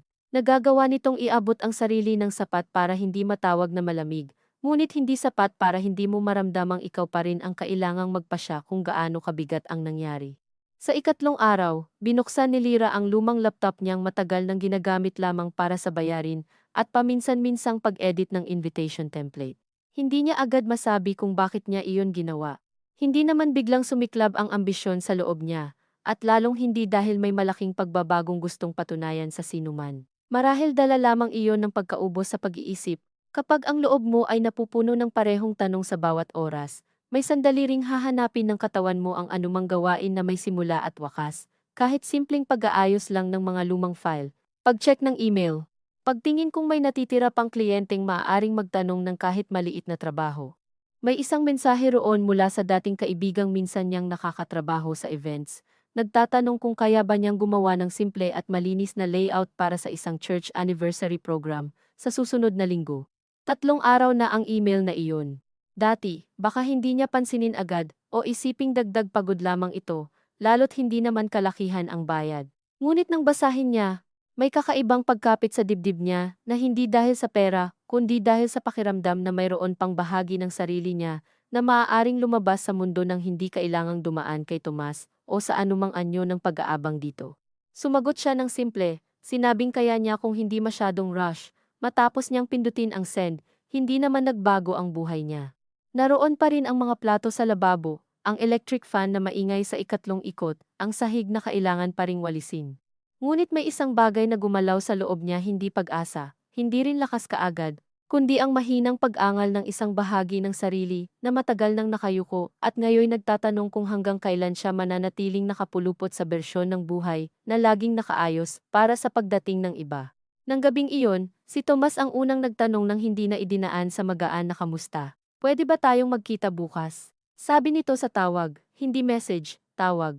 Pagkarinig pa lang ni Lyra sa boses nito, ay naramdaman na niya agad ang lumang reflex ng katawan niya, iyong kusang pag-aayos ng tono, iyong bahagyang pag-upo ng tuwid kahit walang nakakakita, iyong halos di mapansing pagnanais na gawing mas madali para sa kausap ang paglapit, kinamuhian niya iyon sa sarili, ngunit naroon pa rin. Saan? Tanong niya. Kahit sa bahay na lang kung okay sa'yo. Hindi. Lumabas ang pagtanggi ng mas mabilis kaysa inakala niya. Sa kabilang linya ay natahimik si Tomas. Ayoko rito, sabi niya, mas mahinahon na ngayon, ayokong dito na naman. Naiintindihan niya mismo ang hindi niya sinasabi, ayaw niyang ang apartment nilang iyon ang muling maging lalagyan ng isang usapang baka tapusin din sa pamamagitan ng malamig na kape, mahinang boses, at mga bagay na kailangang linisin pagkatapos. Sige, sabi ni Tomas, kahit saan gusto mo. Pinili niya ang cafe sa mall na malapit lang, hindi iyon iyong nasa resibo, at hindi rin espesyal sa anumang paraan. Gusto niya ng lugar na may ilaw na hindi kanila, ng lamesang hindi sila ang bumili, ng espasyong walang kasaysayan ng mga pagsalo, at pagtabi ng plato pagkatapos ng mahihirap na usapan. Kinabukasan, dumating siyang mas maaga ng 20 minuto, hindi dahil gusto niyang makita agad si Tomas, kundi dahil ayaw niyang siya ang dumating na parang humahabol sa pag-uusap na ito. Umorder siya ng kapeng hindi masyadong matamis at pinanood ang pagdaraan ng mga tao sa labas ng salamin, mga magkaibigan na may bitbit na shopping bag, mag-ina na magkahawak kamay. Isang lalaking nagmamadaling sumagot sa tawag, habang hawak ang paper cup sa kabilang kamay. Sa ganitong mga sandali niya lalo nararamdaman ang kakaibang uri ng hiya na dumarating sa pag-aasawa kapag may lamat, hindi naman humihinto ang mundo, hindi naman tumitigil ang mga tao para pansinin ang pagkabasag mo. At doon lalong lumalantad kung gaano kapribado at kadaling malusaw ang mga bagay na inakala mong napakatatag. Nang dumating si Tomas, napansin agad ni Lyra na hindi ito nakapolo. Naka-plain na dark blue shirt lang ito at maong, para bang sinadya nitong iwan sa bahay ang anumang nagpapaalala sa opisina, sa routine, sa bersyong may mga dipensang handa na. Umupo ito sa tapat niya at hindi agad nagsalita. Sa unang ilang segundo, ang pinakakilala niya ay hindi ang mukha ni Tomas, kundi ang tensyon sa balikat nito, ang paraan ng pag-upo nitong tila ayaw sumandal, tila alam na wala itong karapatang maging komportable. Salamat at pumayag ka, sabi nito. Tumango si Lyra. Hindi niya alam kung kailangan pa bang kilalanin ang ganitong simpleng panimula. May panahon sa loob ng pag-aasawa na ang salitang salamat ay may lambing. May panahon ding ginagamit lamang ito para makapasok sa gitna ng wasak na lupa, nang hindi muna tinitingnan ang hukay. Kinausap mo ba siya? Tanong niya agad. Alam niyang ito ang unang tanong na gustong iwasan ng asawa niya, kaya iyon din ang una niyang inilapag. Tinitigan siya ni Tomas, pagkatapos ay tumingin sa tasa nito. Oo, sagot nito. Naramdaman ni Lyra ang paglamig ng kamay niya sa paligid ng baso. Anong sinabi mo? Na kailangan kong lumayo muna. Na magulo ang bahay. Na hindi tama kung ipagpapatuloy pa namin ang pag-uusap na parang wala lang. At anong sinabi niya? Hindi niya alam kung bakit mahalaga pa iyon. Marahil gusto lang niyang marinig kung paano umiral si May sa sandaling nakatapat na siya sa problema nilang dalawa.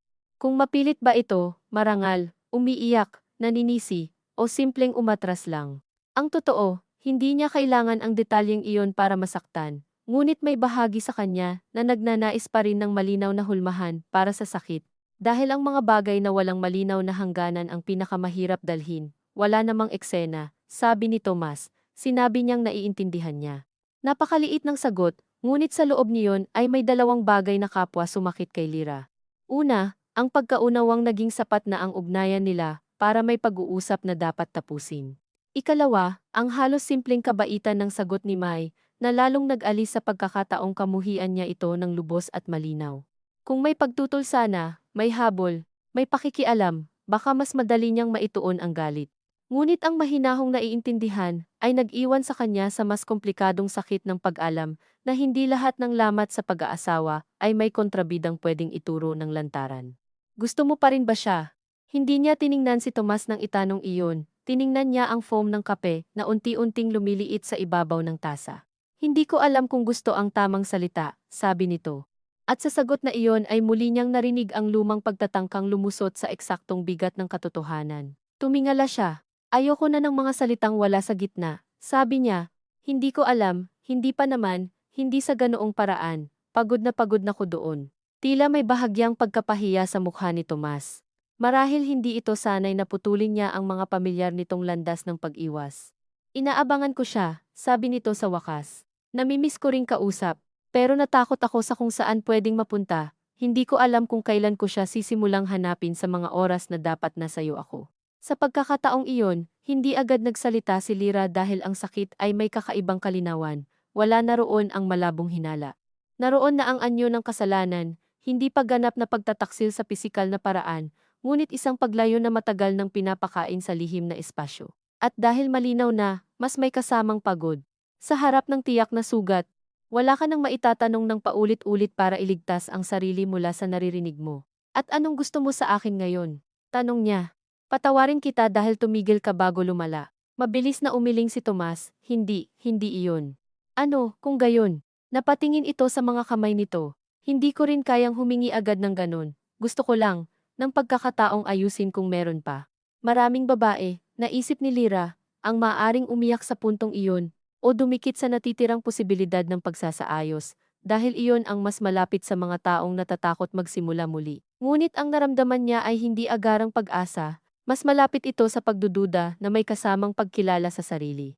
Dahil sa unang pagkakataon, narinig niya si Tomas humihingi ng pagkakataon hindi dahil sigurado itong mahal siya sa paraang walang ligoy, kundi dahil ayaw nitong tuluyang mawala ang maaaring mayroon pa. At iba ang bigat niyon. Hindi sapat ang takot sa pagkawala bilang pundasyon ng panibagong pagtitiwala. Ayusin mo muna ang sarili mo, sabi niya. Kasi kung aayusin mo lang ito dahil ayaw mong mawala ang bahay, ang araw-araw, ang nakasanayan, hindi ako papayag na ako ang maging gantimpala sa takot mo. Tumitig si Tomas sa kanya, na para bang hindi niya inaasahan ang pagkakabuo ng pangungusap na iyon mula sa babaeng madalas umiiwas para hindi lumala ang usapan.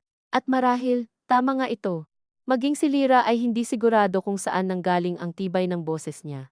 Ngunit habang naririnig niya ang sarili, dahan-dahan din niyang nakikilala na may mga bahagi pala siyang hindi namatay, natakpan lamang ng mahabang panahon ng pakikisama at pag-aangkop. Hindi lang bahay, sabi ni Tomas, mahina. Ikaw. Pero hindi mo rin ako pinili ng buo nitong mga nakaraang buwan. Napatigil ito. Alam ko. At hindi ko kayang maging mabait sa'yo ngayon para gumaan ang loob mo. Hindi ko hinihingi iyon. Minsan iyon mismo ang hinihingi mo nang hindi sinasabi. Napayuko si Tomas, hindi siya natuwa sa tagpong iyon.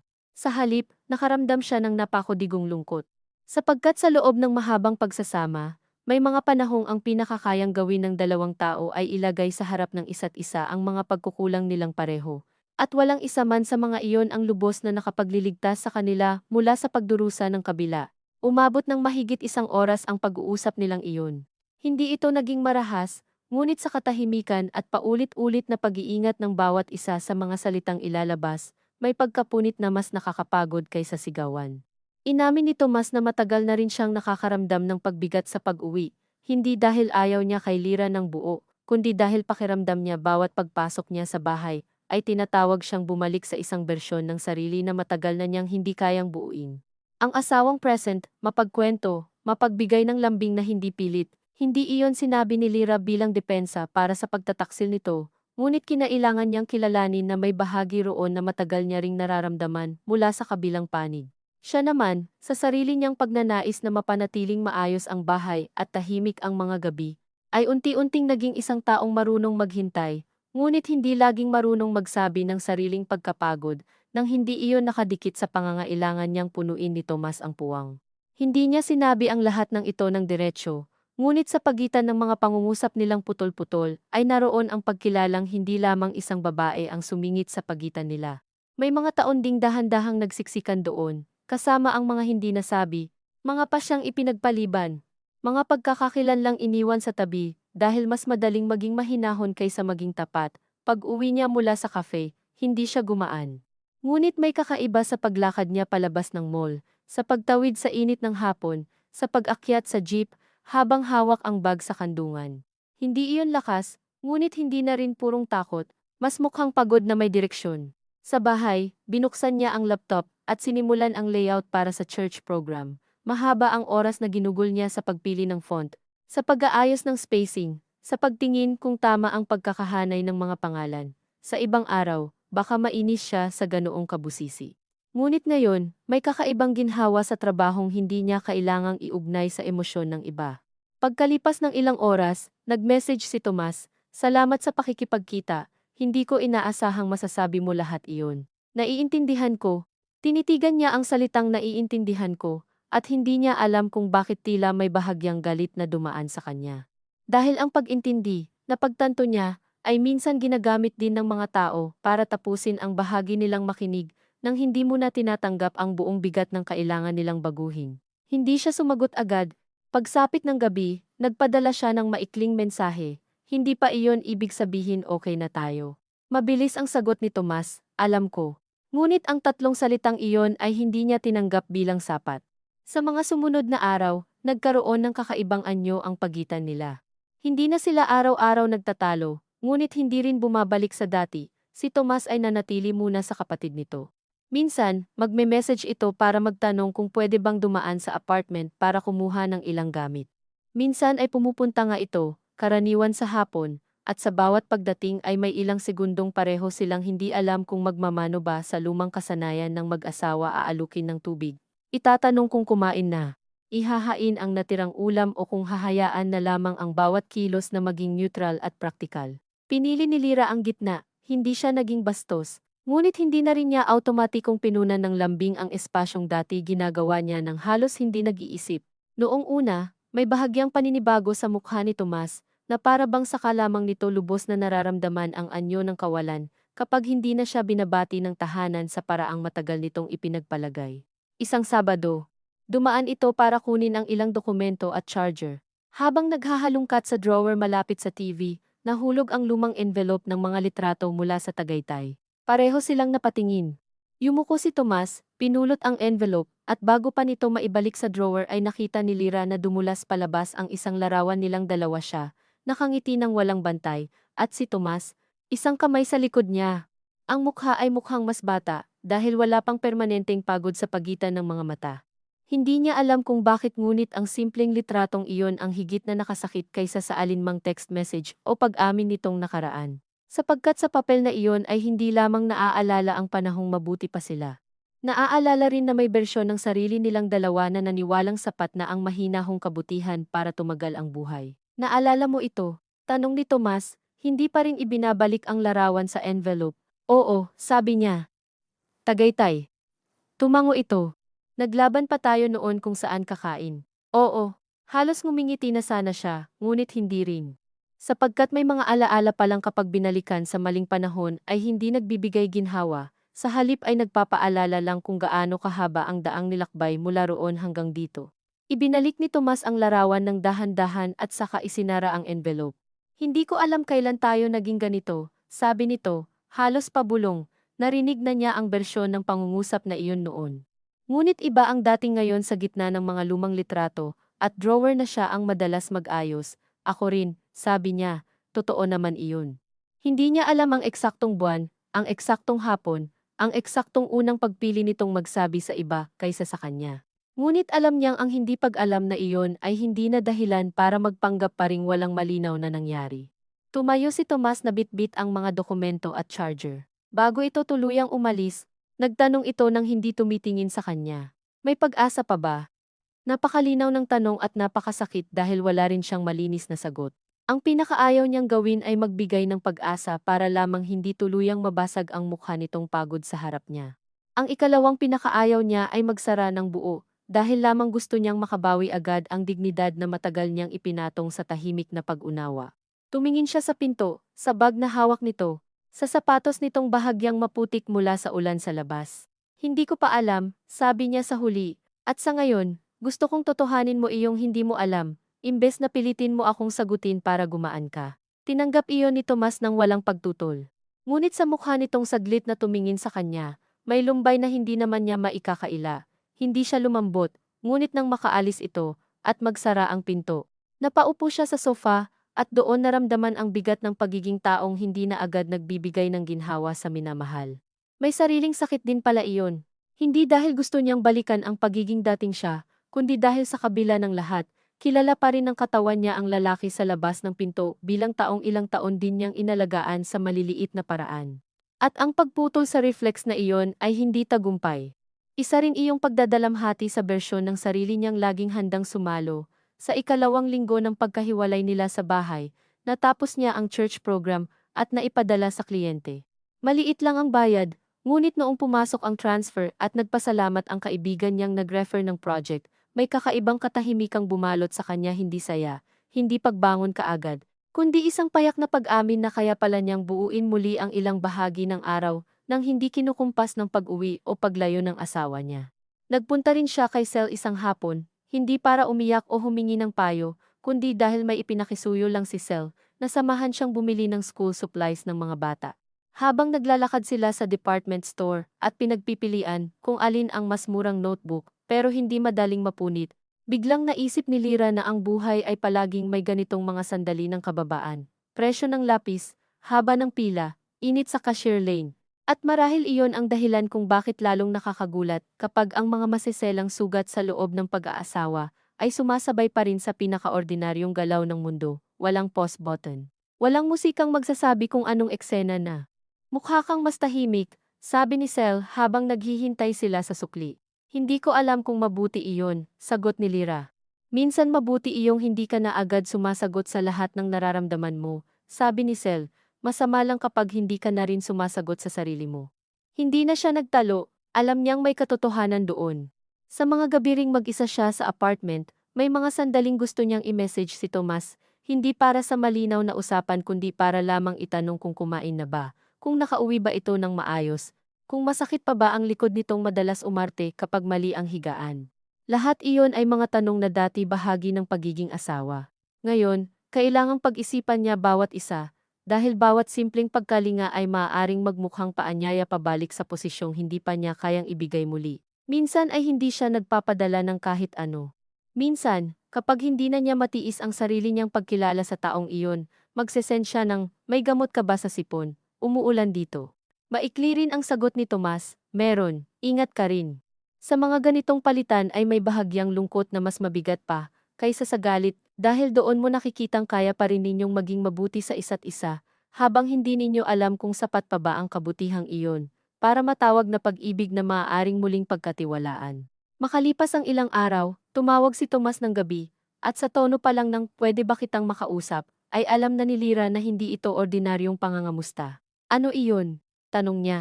"May inoffer sa akin na project na maaaring magpalipat ako ng team," sabi nito. "Mas madalas iyong fieldwork, mas kaunti ang hawak na coordination sa office."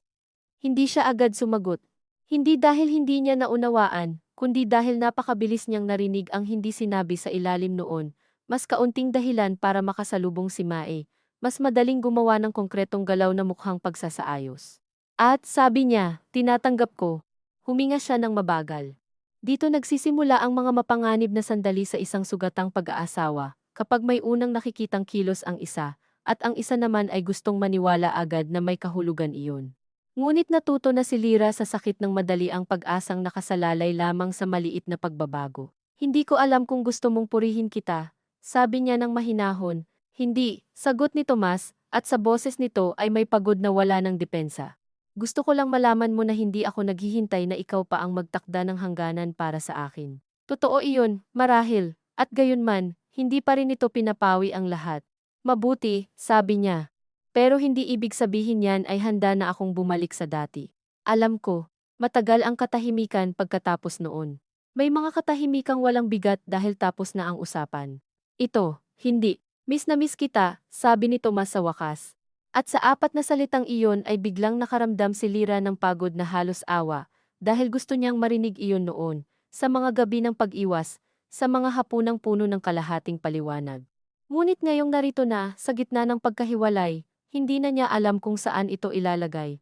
Hindi sapat ang miss kita kung hindi malinaw kung alin sa kanya ang namimiss nito, ang taong siya, o ang anyo ng tahanang dati niyang ginagampanan, nang hindi ito kailangang paghirapan araw-araw.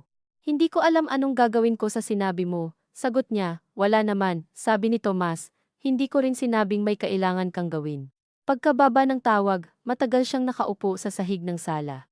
Naka-off ang ilaw, ang tanging liwanag ay galing sa kusina at sa dilaw na streetlight na pumapasok sa kortina. Dati, sa ganitong oras, marahil ay hinihintay niya ang tunog ng susi sa mesa. Ngayon, ibang uri ng paghihintay ang ibinibigay sa kanya ng gabi, hindi paghihintay sa pag-uwi ng tao, kundi sa linaw na baka hindi naman dumarating bilang isang malaking desisyon. Baka dumarating ito sa anyo ng paulit-ulit na pagpili, hindi agad maniwala dahil lang may nawalang tukso, hindi agad sumuko dahil lang may natitira pang lambing, at higit sa lahat, hindi isuko ang bagong katahimikang unti-unti niyang natututunang panindigan para lamang mapunan muli ng presensya ng isang lalaking siya mismo ay hindi pa lubos na sigurado kung paano babalik. Kinabukasan, nagpunta siya sa palengke ng maaga at bumili ng kaunting gulay, isda, at isang maliit na piraso ng cheesecake mula sa bakery stall na madalas niyang dinaraanan noon, ngunit hindi pinapansin. Hindi niya agad naisip kung bakit iyon ang kinuha niya. Saka lamang niya na malayang may bahagyang panginginig sa kamay niya, nang ilagay niya ito sa maliit na plato pag-uwi. Umupo siya sa mesa kung saan ilang hapunan na rin nilang hindi magkasama kinain. Tumingin sa hiwa ng murang cheesecake na hindi naman kahawig ng nasa cafe sa estansya, at kumuha ng maliit na subo. Hindi iyon kasing sarap ng inaalala niya sa mga okasyong minsan, ay pinagsasaluhan nila ni Tomas ng dessert mula sa labas. Ngunit sa simpleng kilos na iyon ay may tahimik na pag-angkin. Hindi niya hahayaang ang isang paboritong lasa na minsang nasangkot sa hinala at hiyaang maging simbolo habang buhay ng pagkaagaw.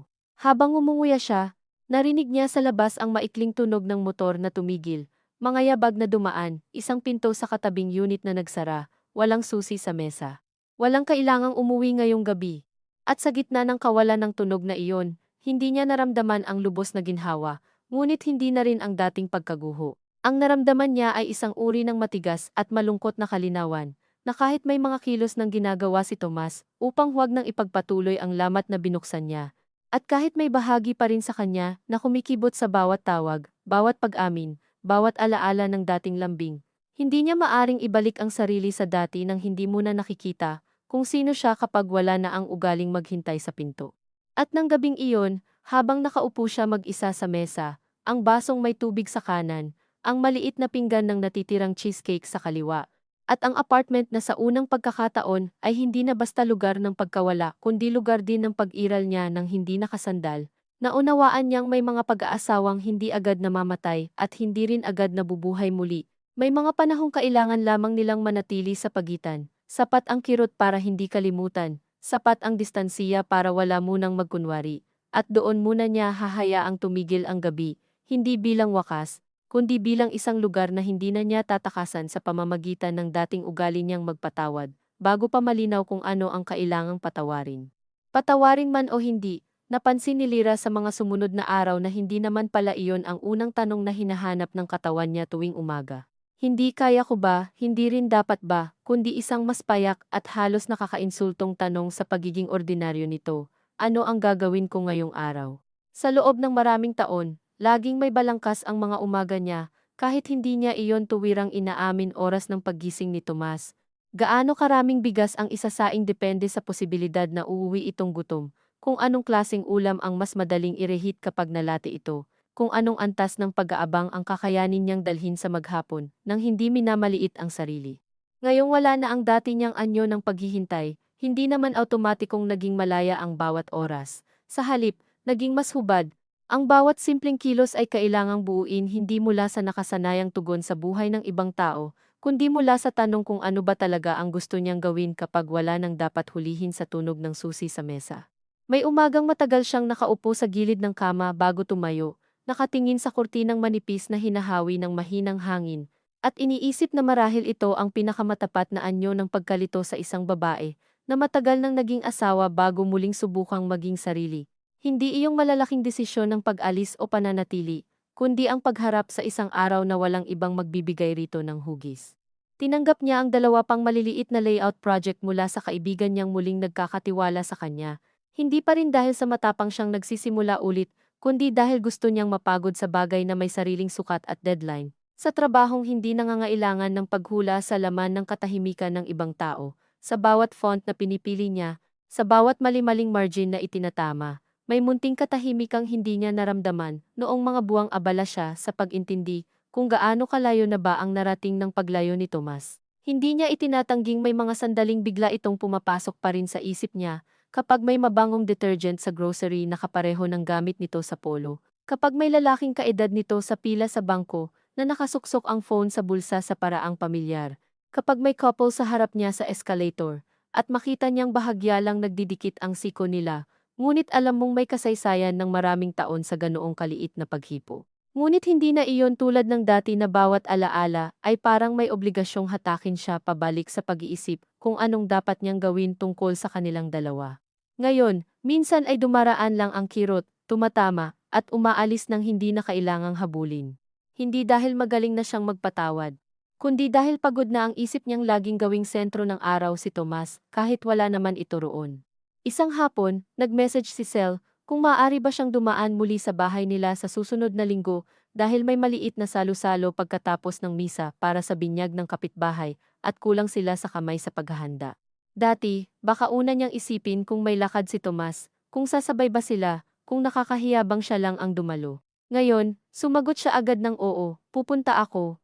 At pagkasend niya roon ay napansin niyang hindi na siya huminto para magtanong kung kailangan ba muna niyang ipaalam sa asawa. Hindi iyon malaking deklarasyon, hindi rin eksenang mapapansin ng ibang tao.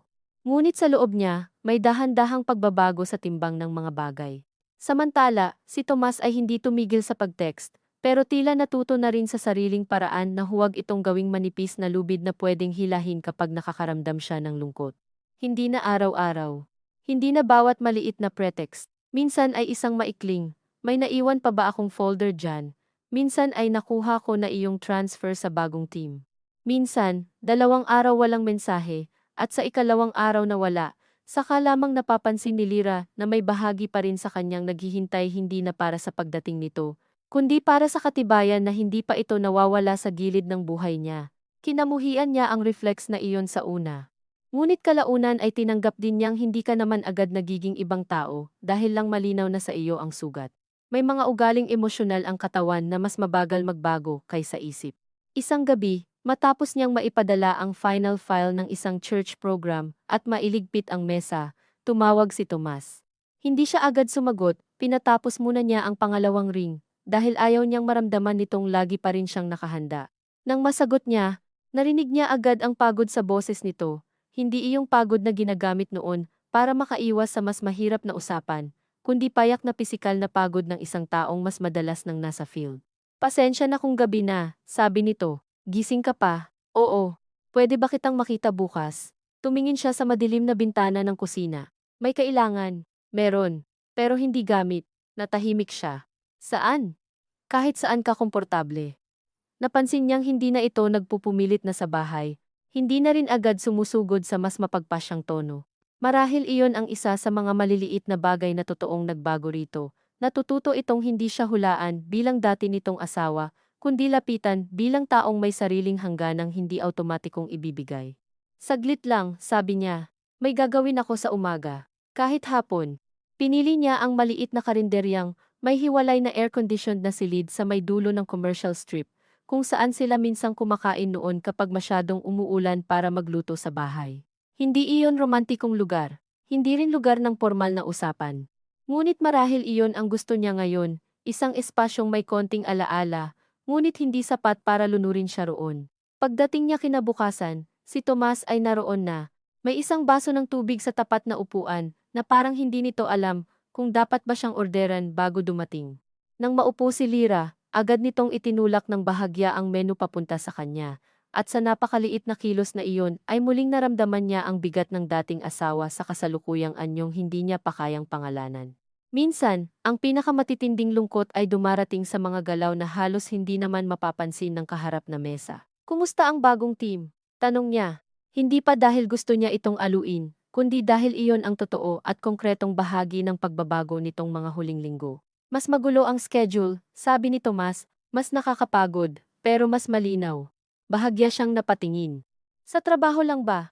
Hindi ngumiti si Tomas, ngunit may pag-amin sa mata nitong tila alam nitong hindi iyon inosenteng tanong. Hindi rin, sabi nito.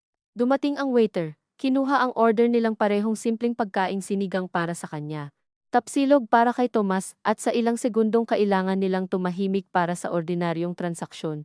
Biglang naging halos katawa-tawa kay Lyra ang katotohanan kayang sumabay ng ganitong mga sandali sa bigat ng pinag-uusapan nilang buhay.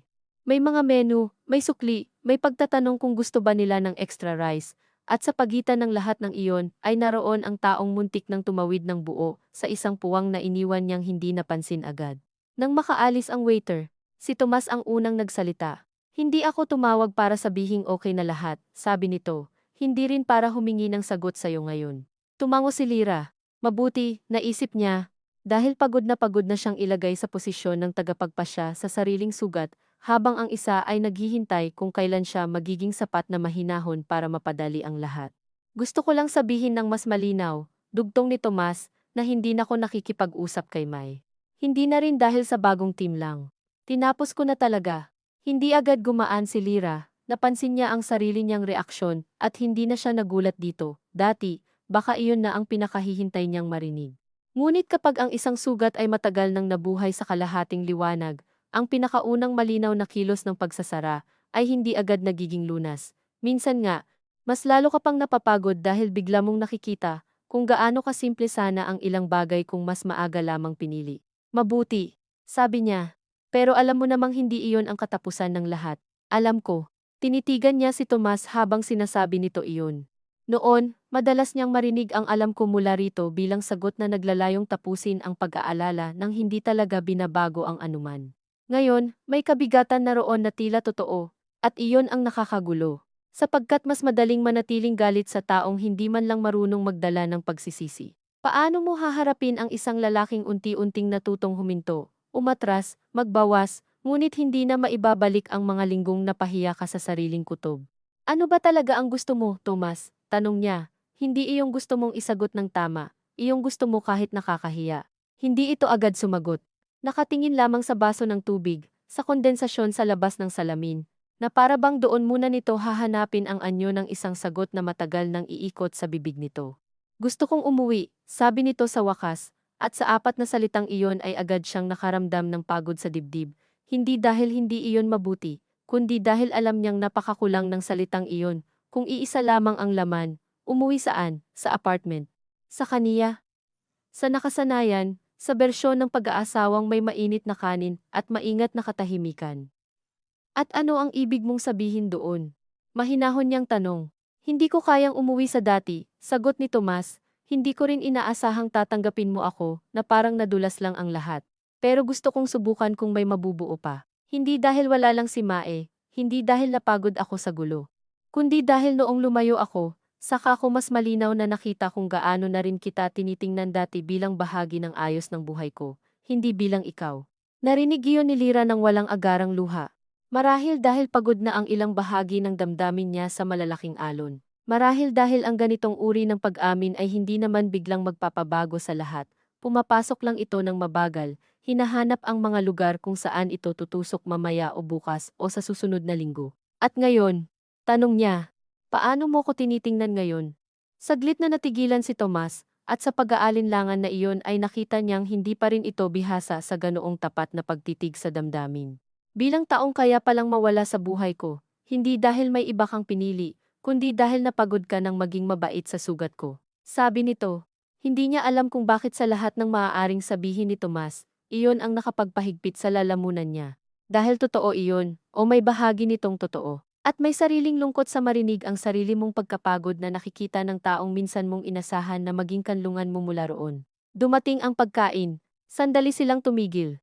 Ang sabaw ng sinigang ay mainit, maasim ng kaunti, at dahil hindi pa siya kumakain ng maayos mula pa kanina, bigla siyang nakaramdam ng kakaibang hiya sa pagkaalam na kahit sa gitna ng napakabigat nilang usapan, ay naroon pa rin ang katawan niyang nangangailangan ng simpleng init at alat.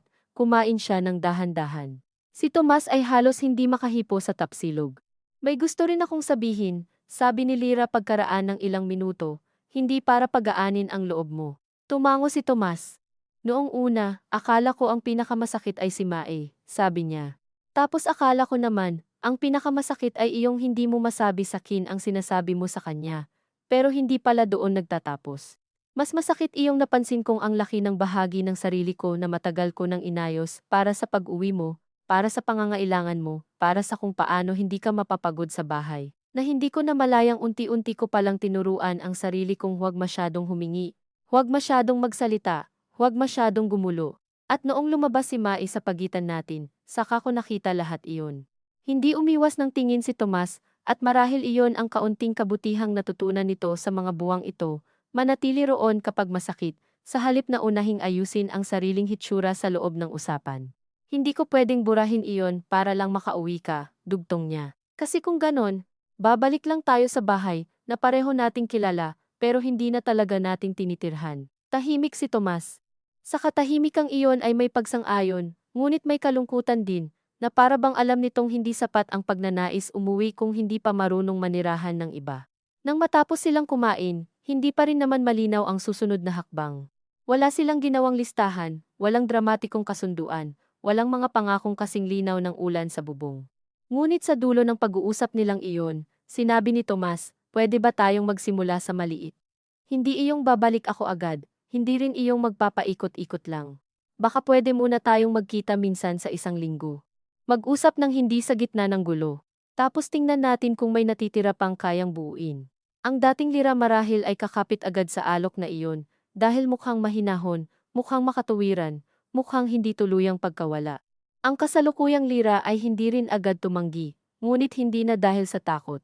Tiningnan niya ang kamay niyang nakapatong sa mesa, ang maikling kuko, ang manipis na guhit ng ballpen sa gilid ng hintuturo mula sa mga layout na ginagawa niya, at naisip niyang ito marahil ang unang pagkakataong may bagay na iniaalok sa kanya, na hindi niya agad kailangang tanggapin para lamang mapanatili ang anyo ng pagiging mabuting asawa. Pwede, sabi niya sa huli, pero hindi bilang pangako, alam ko. At hindi ako babalik sa dating ako para lang mas madali mong kilalanin kung nasaan tayo. Ayoko na rin noong dati, sabi ni Tomas, mahina ngunit malinaw. Dito siya bahagyang napangiti, hindi dahil magaan na ang lahat, kundi dahil sa unang pagkakataon ay may pangungusap si Tomas na hindi mukhang depensa, kundi pagkilala. Pagkatapos ng pagkain ay naglakad sila ng kaunti sa labas, dahil umuulan ng manipis at ayaw pa nilang maghiwalay agad na parang walang nailipat sa pagitan nila. Hindi sila magkahawak kamay, hindi rin sila sobrang magkahiwalay. Sa salamin ng mga nakaparadang sasakyan, nakita ni Lira ang anino nilang magkatabi, ngunit hindi magkadikit, at sa tanawing iyon ay may kakaibang katapatan. Ganito sila ngayon, hindi na tuluyang isang bahay, ngunit hindi rin estranghero. May mga gabing sumunod na nagkita nga sila ng minsan sa isang linggo, minsan sa murang cafe, minsan sa karinderya, minsan sa labas ng simbahan, pagkatapos ng misa ng linggo na hindi naman nila sabay binalak puntahan, ngunit nangyari pa rin.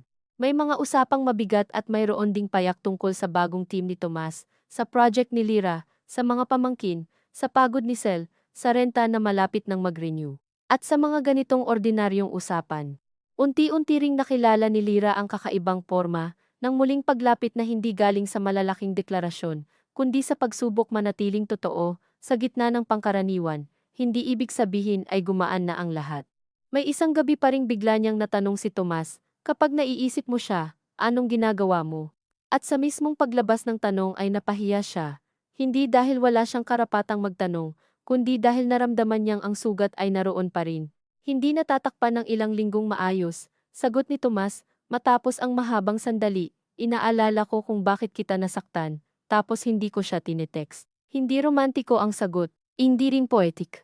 Ngunit totoo marahil, At dahil totoo, ay may sariling bigat. May isa namang umaga na habang nagkakape si Lira sa apartment, tumawag si Tomas para sabihing nasa ibaba ito, at may dalang bayad sa internet at grocery na bahagi pa rin ng pinaghahatian nila. Dati, baka paakyatin na niya agad ito, at tanunging kakain ba. Ngayon, bumaba siya sa lobby, tinanggap ang sobre, at doon sila nag-usap ng 10 minuto tungkol sa pinakaordinaryong mga bagay. Pag-akyat niya muli sa unit, may bahagyang lungkot sa dibdib niya, ngunit may bahagyang paggalang din sa sarili. Hindi niya ipinagkait ang kabaitan, hindi lang niya automatikong ibinalik ang tahanan bilang gantimpala sa pagiging maayos.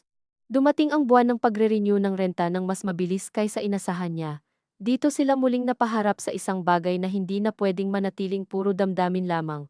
Kailangan bang ituloy ang apartment? Lilipat ba siya? Babalik ba si Tomas?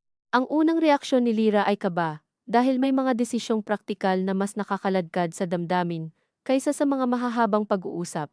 Sa praktikal kasi, walang mapagtataguan. Nang magkita sila para pag-usapan iyon, nasa isang tahimik na kainan sila sa bandang Kapitolyo at halos parehong hindi makahipo sa in-order. Ayoko pang bumalik basta-basta, sabi ni Tomas bago pa niya itanong. Pero ayoko ring ikaw ang mapuwersa sa desisyon, dahil lang sakin. Tumango siya. Ayoko ring iwan agad iyong apartment, dahil lang nasaktan ako roon, sabi niya, parang ibibigay ko naman lahat ng alaala sa pinsala. Sa dulo, nagkasundo silang iron muna ng 3 buwan lamang kung papayag ang may-ari. At si Lira muna ang mananatili roon habang si Tomas ay patuloy sa pagtira sa kapatid nito, at mag-aambag pa rin sa renta. Hindi iyon malinis na solusyon, may bahid pa rin ng nakaraan, at hindi malinaw ang hinaharap. Ngunit habang pinapakinggan niya ang sarili niyang sumasang-ayon sa kasunduang iyon, napansin niyang iba na ang pakiramdam, hindi na siya basta sumasabay sa komportableng desisyon para maiwasan ang gulo. Tinitimbang na niya ngayon kung ano ang kaya niya at ano ang hindi pa, at ang simpleng kakayahang sabihin iyon nang walang paghingi ng paumanhin ang isa sa mga bagay na hindi na niya kayang isuko. Sa paglipas ng mga linggo, nagbago rin ang paraan ng katawan niya sa apartment. Ang tunog ng susi ng kapitbahay sa katabing unit ay hindi na kaagad nagpapabilis ng tibok ng puso niya.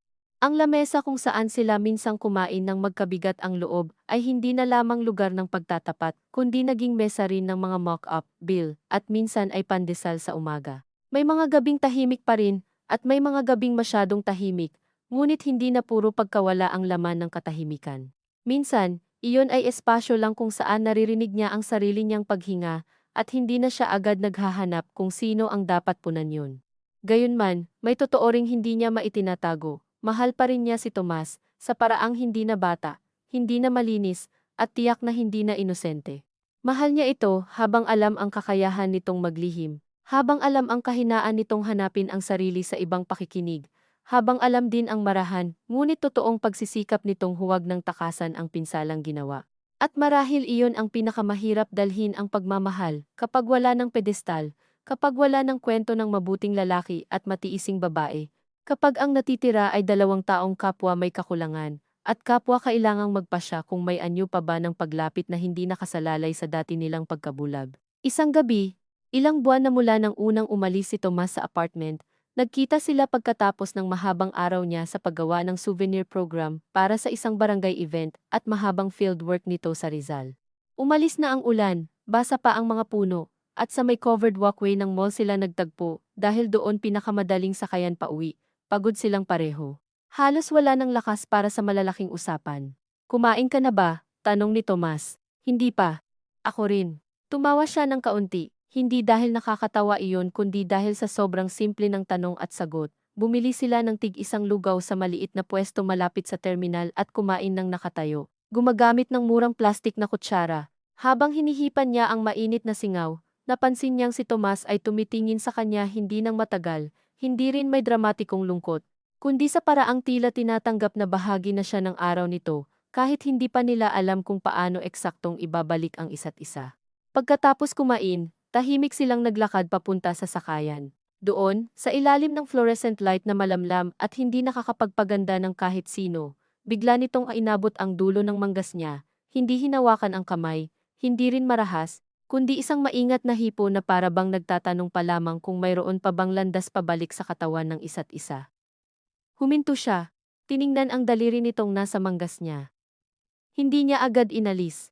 Hindi rin niya tinakpan ng sariling kamay. Ngunit hindi rin siya umatras. Sa munting pagpayag na iyon ay wala pang pangako, wala pang buong kapatawaran, wala pang tiyak na pagbabalik. Naroon lamang ang pagkilalang sa kabila ng lahat, may bahagi pa rin sa kanya na hindi gustong magsinungaling sa natitira nilang lambing. Basta't hindi na niya kailangang ipagkait sa sarili ang katotohanang nasaktan siya ng malalim.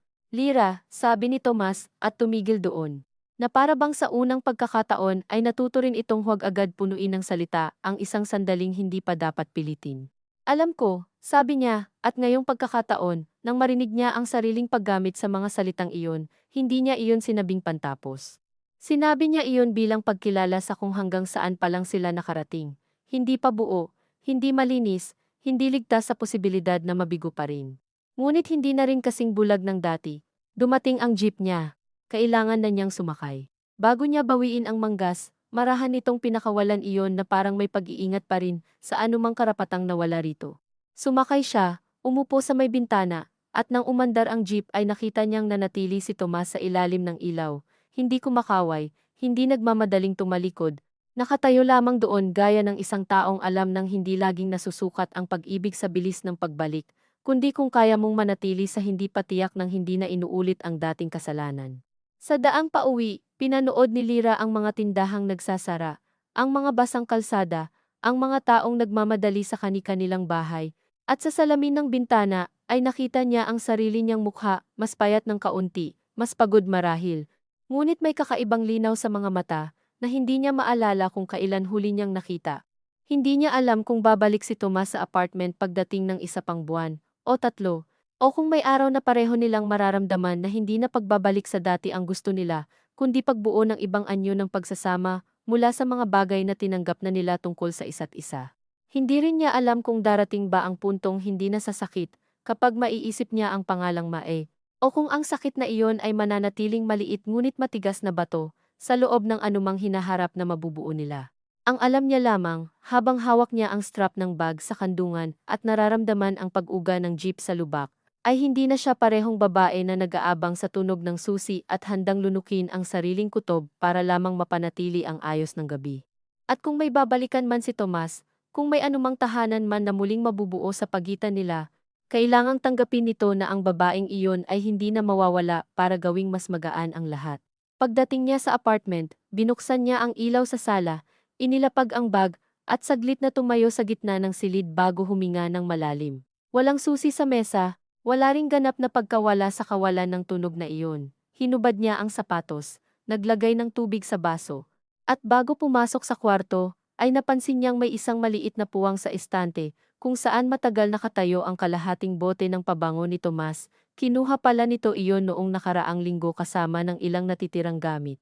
Tiningnan niya ang bakanteng lugar, at hindi niya alam kung bakit ngunit hindi niya iyon pinunuan ng anuman. Iniwan niya lang na ganoon, hindi bilang altar ng nawala, hindi rin bilang paanyaya sa pagbalik, kundi bilang isang tapat na puwang sa loob ng bahay na minsan nilang parehong tinirhan, at ngayon ay tila natutong maghintay ng hindi umaasa, tumanggap ng hindi nagmamadali, at manatiling bukas hindi dahil wala ng sugat, kundi dahil sa wakas ay wala nang nagpapanggap na hindi ito kailanman umiral.